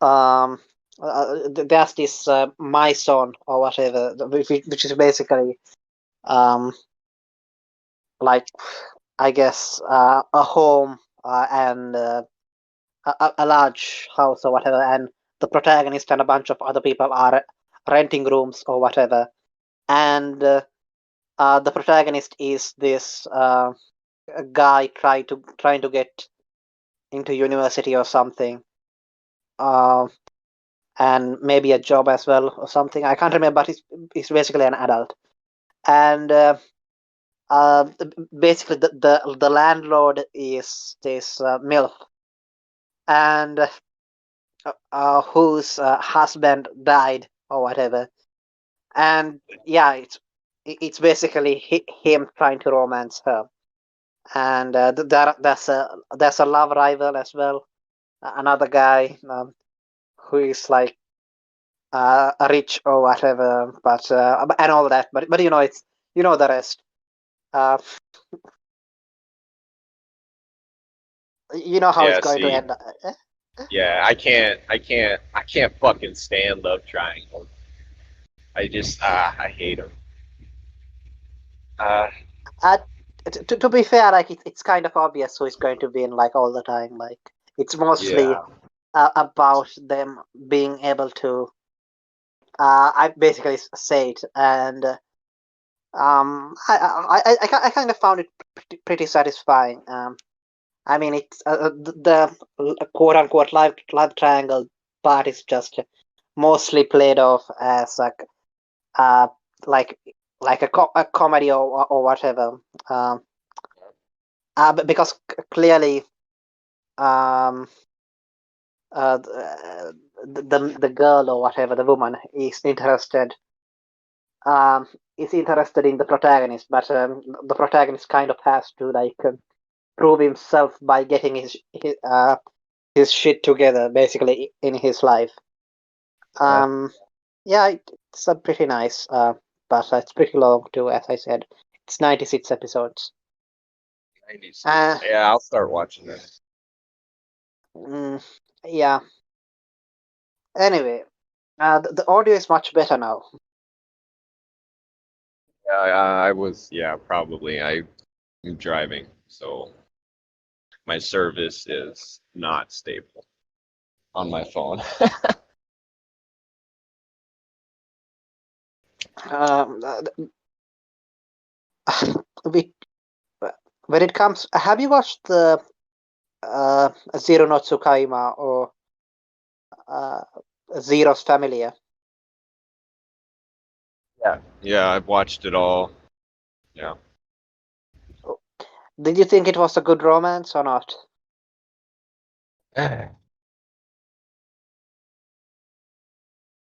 I like I say I like rom-coms, but really I wouldn't call most rom-coms good in general. Like the genre itself isn't that great, but there were some if my memory serves me correct. I have a bad memory, I'm telling you, it's terrible. But if my memory serves me correct, then I think I liked the first season, and after that, when it sort of devolved into really harem type stuff, and I stopped liking it as much. But I kind of like the whole isekai deal. Like I like that premise where he goes to this world and he has this special power where he can use whatever weapon, he gets his hand on, and he has to choose between the world he came from or his love interest, the, the main girl, whatever her name, Louise. Louis, yeah. Yeah. See, I like that premise. I just think it sort of expanded too much into filler areas, but it's hard to fault it for that because that's sort of that genre. That's what that genre does. But I don't think it's terrible, but I don't think it's great either. The reason that I brought it up is because if you saw that article which I shared um, on the not white discussions channel on the server The about Anime News Network article. yeah, and it basically discusses. I don't like Anime News Network, but basically discusses um, how um, because a lot of people say that Mushoku Tensei was the first isekai or something like that. But apparently Yeah. this whole isekai thing came about because of people writing fan fiction web novels for Zero no Tsukaima because it's pretty easy, I guess. Like uh, it's just about like different characters getting summoned or whatever, and then eventually the website on which hosted all that fan fiction. You must have heard of it, Shiosetsu no Naru. Let's become a novelist or something. That's what it's called. And eventually they banned fan fiction on that site. And but basically people just kept on writing the same kind of stories, and that's how you get isekai. At least modern isekai. Yes, modern isekai. Yeah. Yeah, in the modern sense, I can see that's um, where the current iteration of the isekai genre, like the meta within the industry, I can see where that came from there. Yeah, I can definitely see that. I guess I don't know. Calling something like that the Godfather of isekai isn't quite accurate. You could just say it's the Godfather or the original point where modern isekai started, you know. But yeah, see, I don't like Mushoku Tensei. I don't like it. Yeah, it I don't know. I like themes, you know. I like themes, and it should have focused more on the theme of the MC, you know, and his dilemmas, the drama he faced with his past life and his new life in the isekai world. It sort of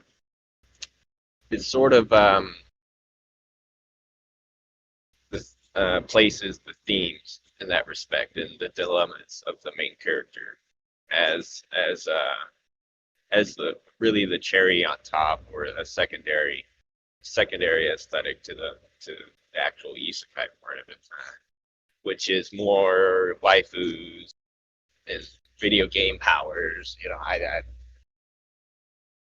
that's that's really the whole point of the isekai genre. But I don't like that. Like, I'm not a big fan of isekai in the first place, unless it's used in ways that aren't stereotypical modern isekai tropes. You know, like I like Vision of Escaflowne. I like that. Yeah, I mean, it's they the problem with Mushoku Tensei is that they use the drama of the protagonist as a hook, but then they just go on Yeah, meandering, yeah, basically just fucking around the fantasy setting yeah. with no Having goal. fun in the isekai. Yeah, yeah, yeah. Which I mean, sure, that's fine, but you can't call that. It's just dumb fun. Like I don't think schlock is the word for it. I don't know what the word is. I'm not that well versed in the lore, but it's just it's dumb fun. You know, you just enjoy the spectacle of it. But I don't. Yeah, yeah. I mean, it's just. I mean, at least things like Konosuba are kind of honest about being that. Whereas here you like you're baited in with something that like that there might be something more, but uh like you have to like wait read a, Parodies of that genre. When you start getting shows like Konosuba, yeah, within that genre that are parodies of it, it's you start getting the feeling um, that the genre itself has sort of played out all it can within that genre, and there's not really going to be that much new stuff. You know, I just get that with the isekai. Like once Konosuba came out, the isekai genre had sort of basically explored all the all the uh, all the storytelling avenues it had to present. You know, and everything since then and after, it's just going to be slightly different aesthetical take on that genre. You know, in terms of new stuff coming out. But that's just my opinion on it. did you see the Russian isekai which Antigonius shared with us on the recording channel? You know, Comrade I did Hitler. no, I didn't look at them. I just saw the links. I didn't look at them. Like, Yeah, apparently independently of Japanese isekai, you have this these isekai Russian novels, which are basically about Russian soldiers like getting reborn as like usually in the past or in a fantasy setting or something like that, and they have to use their skills or whatever. yeah, And yeah, I mean, there's one about a Russian soldier being reborn as Hitler. There's yeah. one, yeah, and that's I think it's called Comrade Hitler, and like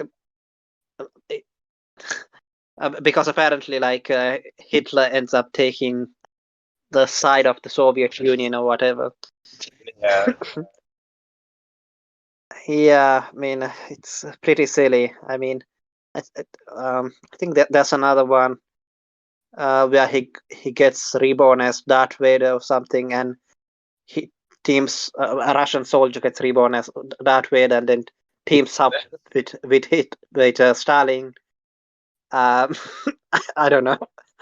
Um, it's a bit bizarre. Yeah, it sounds like it. Uh, anyway, what else there to talk about isekai?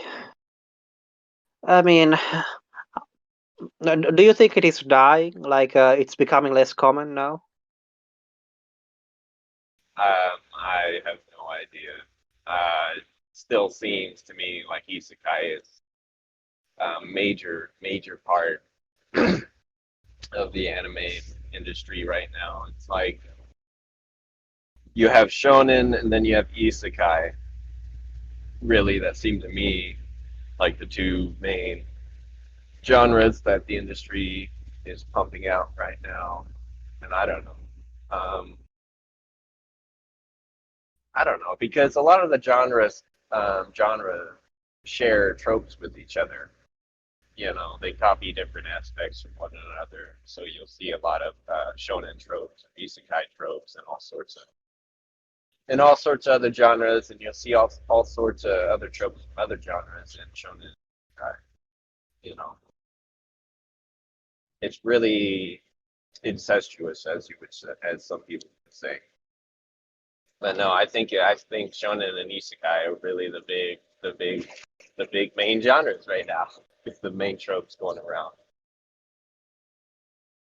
I mean, earlier you said that basically isekai has done everything that isekai can do. Do you think the same about shonen? Yeah, I'm pretty much. I mean, a lot of down when you scrape away all the aesthetics and get down to the basic formulas of genres. There a lot of them, especially within like isekai and shonen, are the same. They just have different aesthetics to them, or different way they present their tropes, or different characters, different powers, and that sort of thing. So yes, you could say they're different, but the core formula is the same. It remains the same. No, no, do you think that shonen has basically like tried everything that can be done within the shonen genre, and there's nothing new that can be done within the shonen genre, which is a revolutionary? Like, I mean, I'm sure there's new things that can be done, but it's still even in trying to do new things, they're going to be sticking to the shonen formula. Yeah, and anything new would be aesthetics, would be presentation. I mean, they could try melding different genres together into the shonen genre. Maybe create new subset because yeah, there's new genres and new subsets of genres coming out now and then. But I don't think the shonen genre itself is going to be anything new. It's no, I don't. So it's pretty much done everything. It's refined. Its formula, and you can see how its formula has been refined with the new shonens like Demon Slayer and newer ones like Black Clover, I guess, or Jujutsu Kaisen. That's what the shonen genre is, and I don't think they're all that different from older shonen. is there an equivalent? So earlier you said that Konosuba was the point when isekai stopped making anything new. Do you think that there is an equivalent to Konosuba in shonen when it comes to shonen anime? See, I only watched shonen for a very brief period of my life, maybe from the year 2000 to 2010. And after that, it stopped appealing to me as a genre. Like I don't like it as a genre anymore. It doesn't appeal to me anymore. call it a personal preference, whatever. But I guess if I don't know a lot about the lore in with this respect, but I guess you could say that when you have something like Gintama, however you say it, comes out and it becomes a parody, of shonen and other genres within, other tropes within the genre. It's pretty much fully developed its formula as a genre, and everything after that's going to be a very minor alteration of that formula, or any alteration is going to be purely presentation or aesthetics. But yeah, I think that's I think saying that once a genre has progressed to the point where you start seeing shows or books or manga that parody the genre itself, it's sort of reached its limit intellectually and formulaically. That's what I'd say in general. Is it the same for rom-coms as well? I wouldn't know. I just think that rom-coms have their formula the same as any other genre. And what makes them interesting is or stand out from each other is their presentation or their setting, you know, the different aesthetics. Yeah, But yeah. I mean, I can't think of a rom-com that really off the top of my head. That I'm sure there is one actually, but I don't know what it would be that started parodying, being a started the parody of itself, the genre, the rom-com genre. I don't know which one that would be, but I'm sure it happened. I mean, like on the one hand, I'm not like when it comes to isekai, it's kind of like it's kind of clear about which setting you're talking about. Same with shonen, more or less.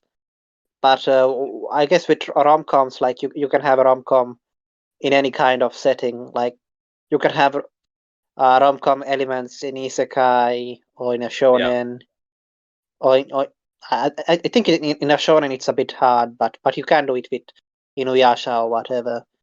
Though you have to be careful not to let the rom-com take over the shonen altogether.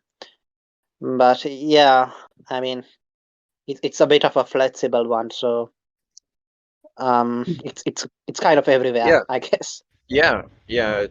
I guess it's just more flexible in how rom-com can be used, the genre itself. I guess you could say, yeah. Um, um, It's uh, more, yeah, yeah. Sorry, I'm driving. yeah. Um, let's see. Um, Earlier you said that you wanted basically to write a serious romance. Is that correct? Well, yes. At least more serious than your stereotypical rom-com. You know, um, the characters would both be adults to start off. It wouldn't be a high school. It wouldn't be some parody of itself. Um, it would be, like I said, more mature with adult MCs, and where the main obstacle to the main boy and main girl, fulfilling their love interest would be their own dilemmas, their own psychological dilemmas, and partially circumstantial dilemmas with their environment, that sort of thing.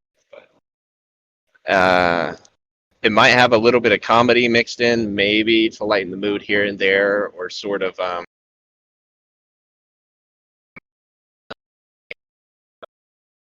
characters, but that wouldn't be a focus. And I would have it in a setting to that would avoid a lot of the modern stereotypes. And if I had to write one, I would try to write a better and deeper and sort of less fan servicey spice and pulp or Bakemonogatari. I would take those shows and make it into something that I would think is better quality. That I would take those shows and write something in a way, or write something that would be how I think those shows should have gone or should have been written. And I say that because I still think there's definitely a demand for sort of deeper romance within the anime fandom and the communities, the industry. There's definitely a demand for um, rom-coms that you could sink your teeth into a bit more, rather than just be harems or comedies. And that's what's kind of what I would want to write. Mm. Um, one of the things which Snob keeps on complaining about when it comes to rom-coms is that like that the couple just doesn't get together. Like, oh, like maybe they're going to hold hands at the end, like after 300 episodes or something. Um, Yeah, see, yeah, I'm gonna avoid that. There's definitely gonna be a catharsis and a resolution to the romance and the dilemmas they have, or the obstacles they ever have to overcome to achieve that. and It's and gonna be satisfying. There will be a satisfying. and another thing which Snub complains about, like I think he said something like most romance anime is not romance anime because like it's about like the couple like of getting together, like the conclusion is them becoming a couple, but I think Snob is kind of implying that a proper romance should be about after they get together or something like that. It shouldn't end when they get together. What do you think about that? I mean, I can see that, but if you're gonna take the usual approach to a romance, um, normally you would explore all the obstacles to that romance, to those characters and story, you know. And I think that that's where a lot of the interesting bits come from is the challenge each characters face to overcome whatever obstacles, whether it be themselves or environmental, to having that moment. I think that's where the most interesting part of the romance would come. And you could go into sort of the post romance part of it, where the main characters become a couple or whatever. And I think I'll probably do that a little bit actually in what I write. Like I was planning for it a little bit, but not too far, because once you've gotten to the point where your two main characters basically married now, they're in a relationship and they've they've overcome all the tension, the interesting challenges. I don't think that it can really be much of a romance, because you're just going to, if you want to keep that story going, you're going to have to change what it is. You're going to have to shift gears. So say you have your two MCs, they overcome all the challenges to their romance. They're together now. Then you're going to have to give them a new storyline to play in. Like you could add in anything you could do with it after that would take away from what it originally was. Like I don't agree with that. If that's what Snob is implying.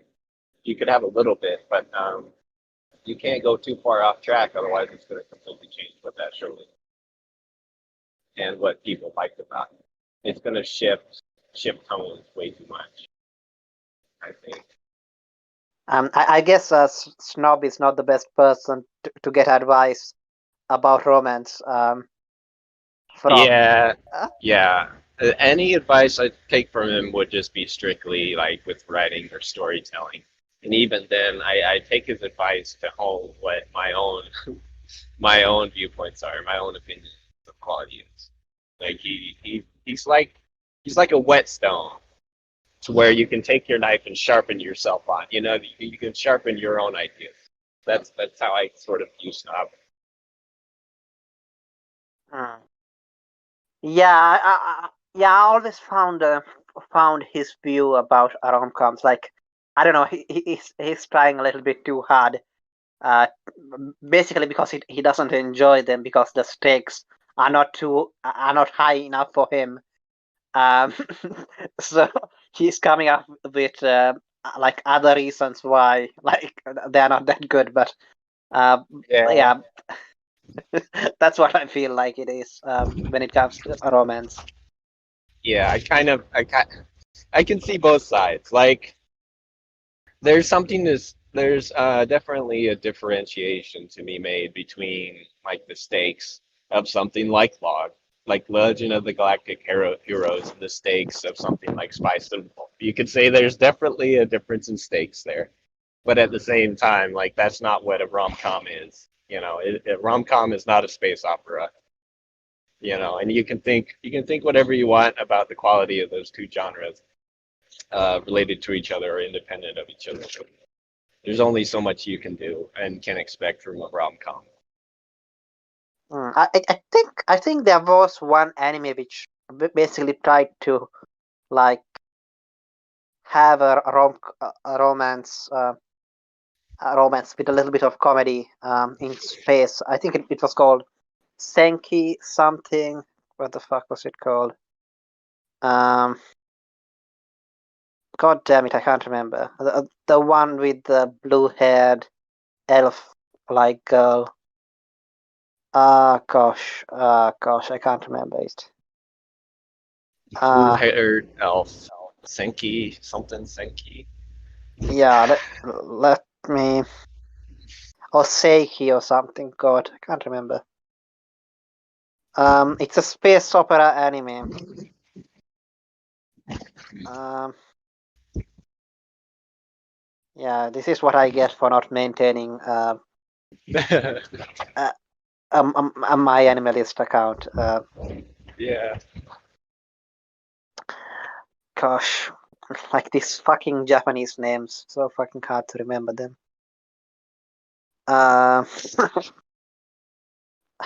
Fuck. It's about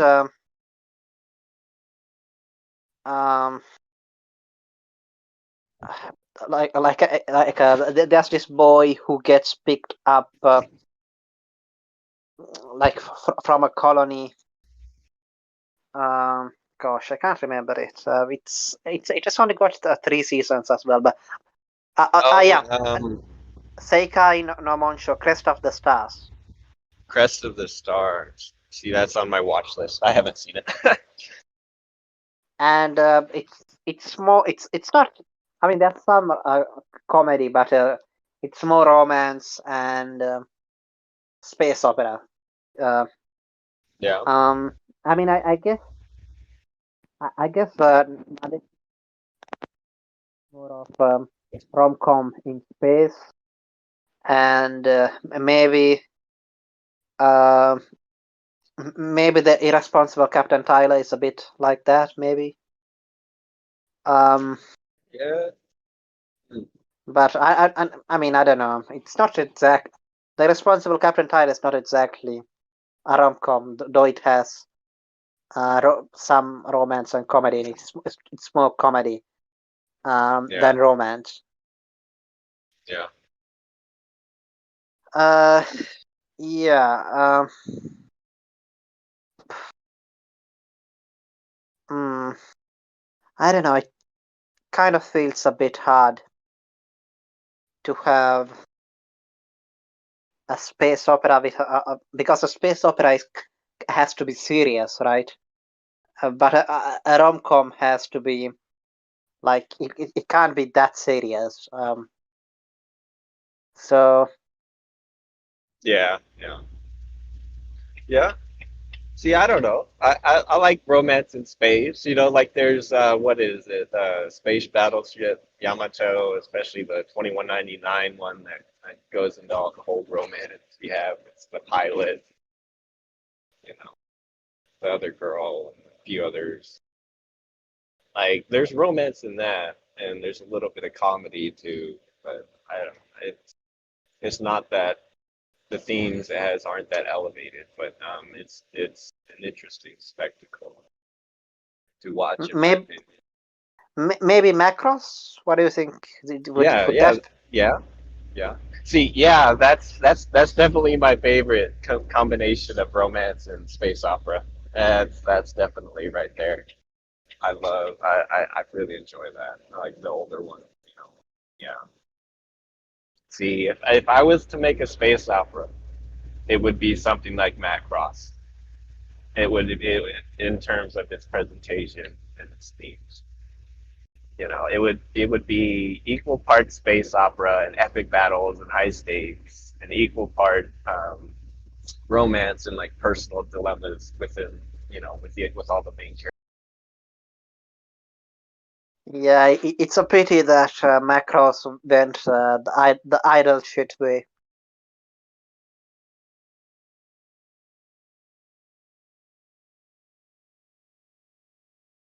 Oh, seems like he lost. We lost NPC. Probably lost his signal. Well. I don't know. Should we wait until he comes back? Oh, hello again.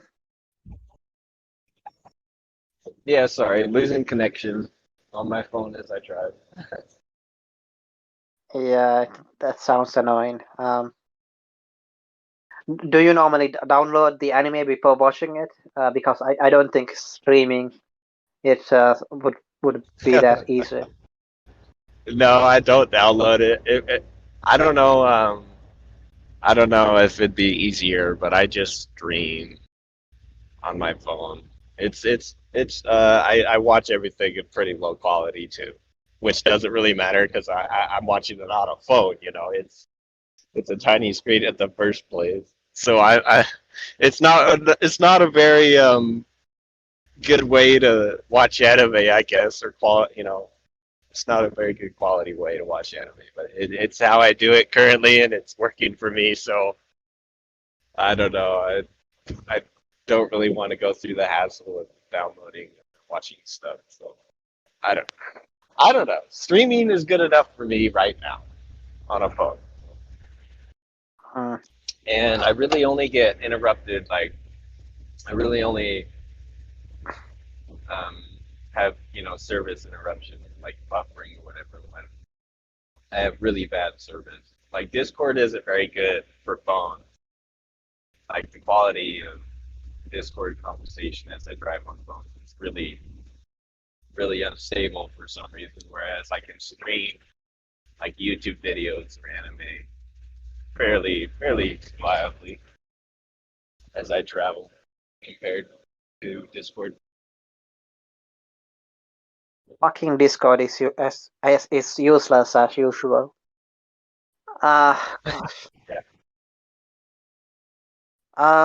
Did you read the Spice and Wolf spin-off, the one about their children? I'm sorry. Oh Could no, you don't you have say time that? to Say read. that Sorry. again. Could you say that The again? the Spice and Wolf sequel thing or whatever about Uh, the children. yeah, isn't it like light novels or manga? Is it light novels? The Spice and Wolf original stuff. Yeah. It's novels. Obviously, you can't read novels while Yeah. driving. Do you listen to audiobooks, by the way? At some point here, when I start my own project, I'll probably try to read it because I've heard there's some like juice there at the end. So I want to see how that's handled. But see, I don't like. I like Spice and Wolf. I just like something a little more mature and substantial. I'm not saying that Spice and Wolf didn't try to be more mature than typical rom-coms, substantial and stuff, but I like the basic premise. of where you have your main boy and your main girl, and they really don't have, other serious rivals. They have some come along and spice things up here and there, but they really just focus on each other and their interaction with each other, and then the circumstances they face, their interesting escapades within their medieval world. I like that premise a lot. That's something I want to take a lot from and make better. I think, yeah. I mean, But I know a lot of people make fun of the economics or whatever, but I did kind of like the intrigue, um, which was present sometimes in the story. yeah, Um, yeah, and I just say that, added something interesting to spice up that whole show. It doesn't really matter to me how convincing the economics of it was or anything, but it was something there to spice it up and make it sort of different, from other rom-coms of the time. And no, I haven't read anything afterwards, like with the Spice and Wolf novels or the after they have children or something. I don't know. I haven't read anything like that, but it could be interesting to see how it's handled. So it's probably something I would read. yeah, I mean, usually it doesn't turn out that well, as can be seen by the Inuyasha sequel. But Yeah. yeah, uh, yeah, I think. Do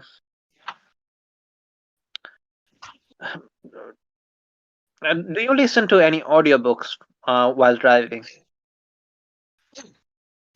Some, but I honestly I try to cover as much ground as fast as possible. So I generally stick to podcasts that go over books or interviews with people about their books. That's what I like to stick to.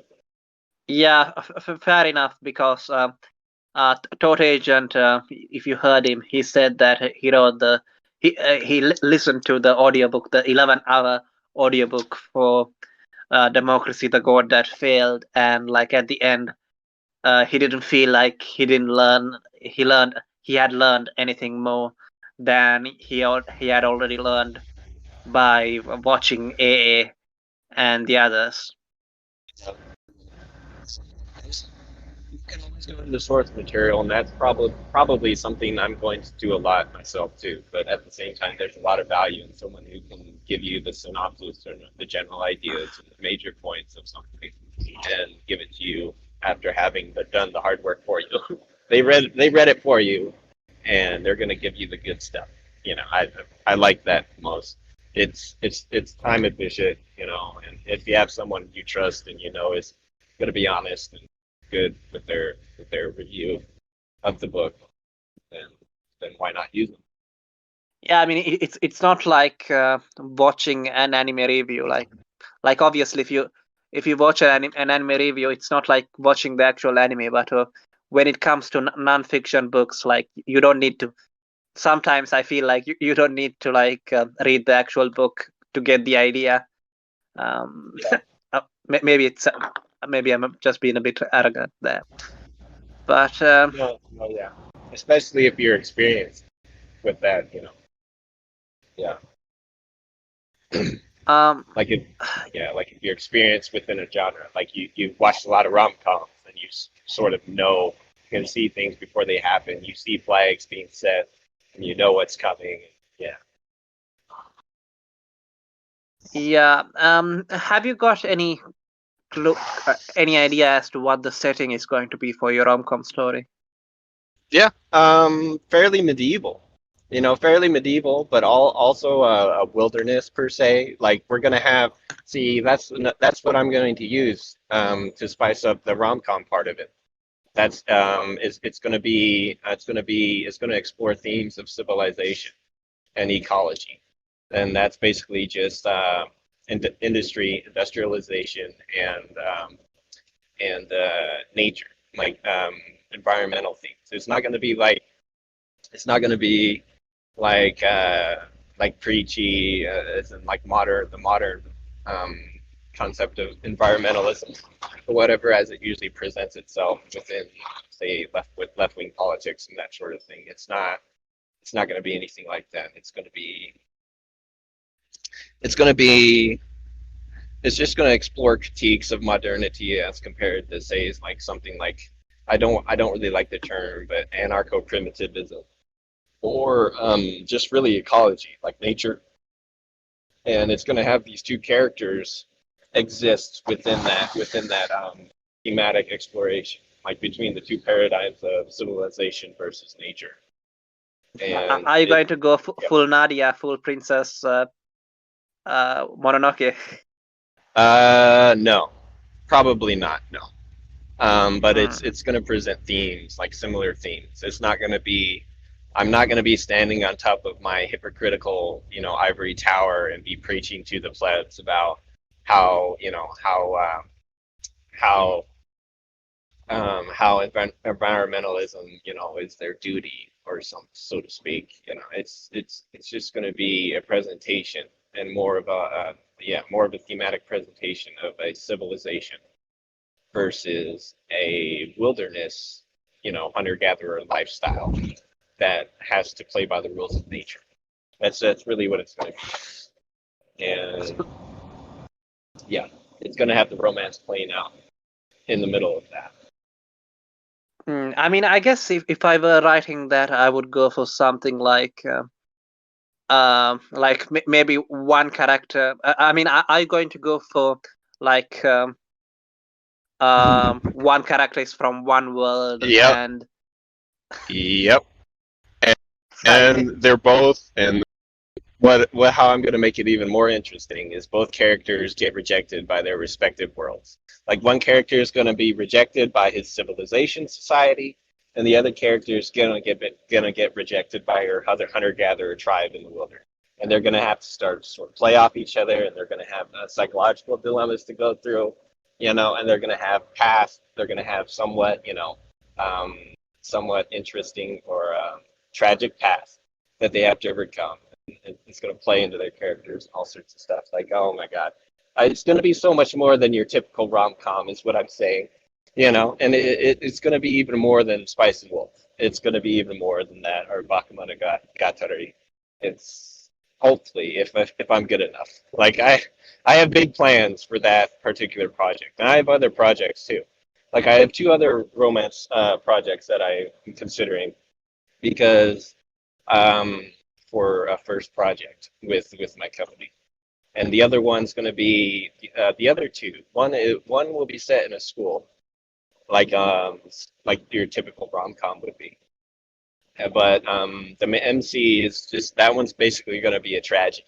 It's going to be like misery porn for the MC, and then of course it's going to be focusing on him the most, the male MC the most, and his psychological past issues. And then he's going to have his school, one of his mates be the main love interest there, and then they're going to play off each other. But it also has other interesting things too. Like, it's going to be very musical. It's going to have an awesome sound. Like, I have so many big plans that I want to fucking get started on. And then the other one, the other rom-com, the other, it's not really a rom-com. It's more of a romance horror. The other idea for romance I have is where you have this typical beta male MC who's just like dying to get a girlfriend. Like, his whole life revolves around him, simping for women and wanting to get the pussy, like your typical modern day beta male. And then he's gonna have his main love interest have this really tragic background, of course, where of course she was abused, and then they get together, and then through that relationship, he's going to transform from a beta male into like an actual man with a sense of self. He's going to have his id and ego sorted out, where he's going to be a real man, going to overcome his failings through that relationship. But at the same time, that woman's going to destroy him. Like the part of him that simps for that woman, that wants to make the woman the center of his life and where he derives all his value from, is going to destroy him, and that's going to play out in their relationship. And that's going to happen because she's going to, basically what's going to happen is the MC, typical beta male, finally gets lucky enough to get a date with this girl, and some Chad, some alpha male is going to come up and try to, aggressively hit on the girl, like as they're walking home, from the first date, and like, maybe harass her a bit. And he's going to man the fuck up and just BTFO this Chad, with like a crowbar or something, and just knock him out, flat in an alley. And then because of the main girl's tragic past, she's gonna like be like, holy shit, this guy can save me from my from my psychological issues, because say she had a tragic past where she was abused by you know these are really aggressive males, or and all that stuff. It's gonna be tragic as fuck, and it's gonna bait all the modern anime industry so hard. But at the end, it's gonna tell them like, you're all fucking bad people. Like, this simp is a piece of shit, and this woman who can't get over her tragic past and bases her life around her sexual value is a piece of shit too. So it's like I have plans.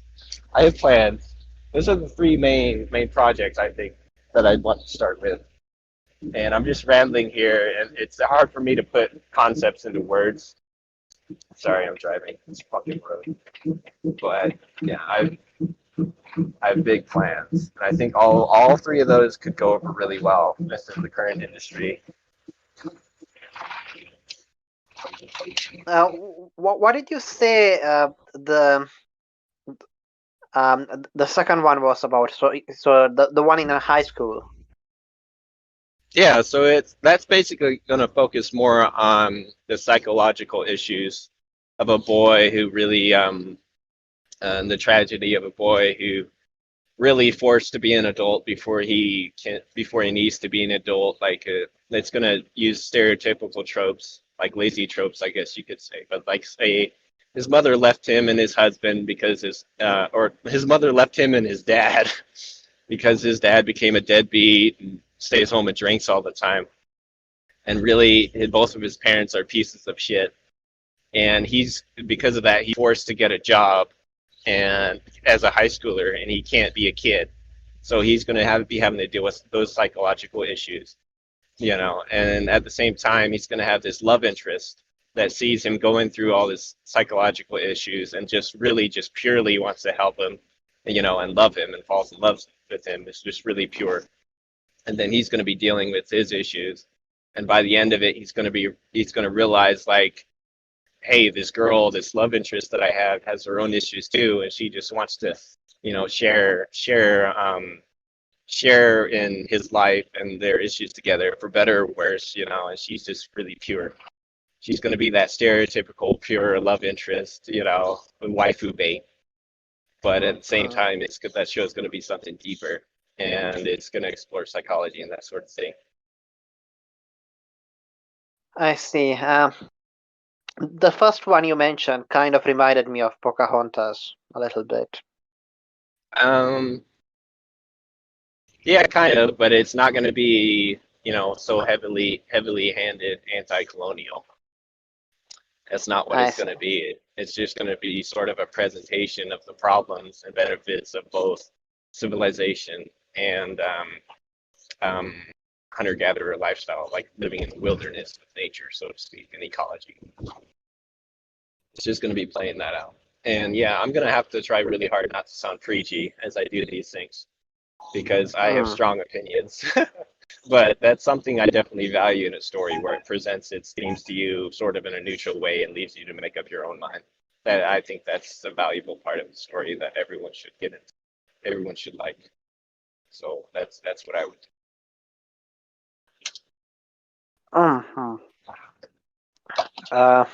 do. Anyway, it was nice talking to you. Shall we call it a day? Yeah, sorry, I'm just rambling. Yeah, nice talking to you too. Yep. So I'll see you another time. See you. All right, that was NPC. So thank you for listening. And now, get out.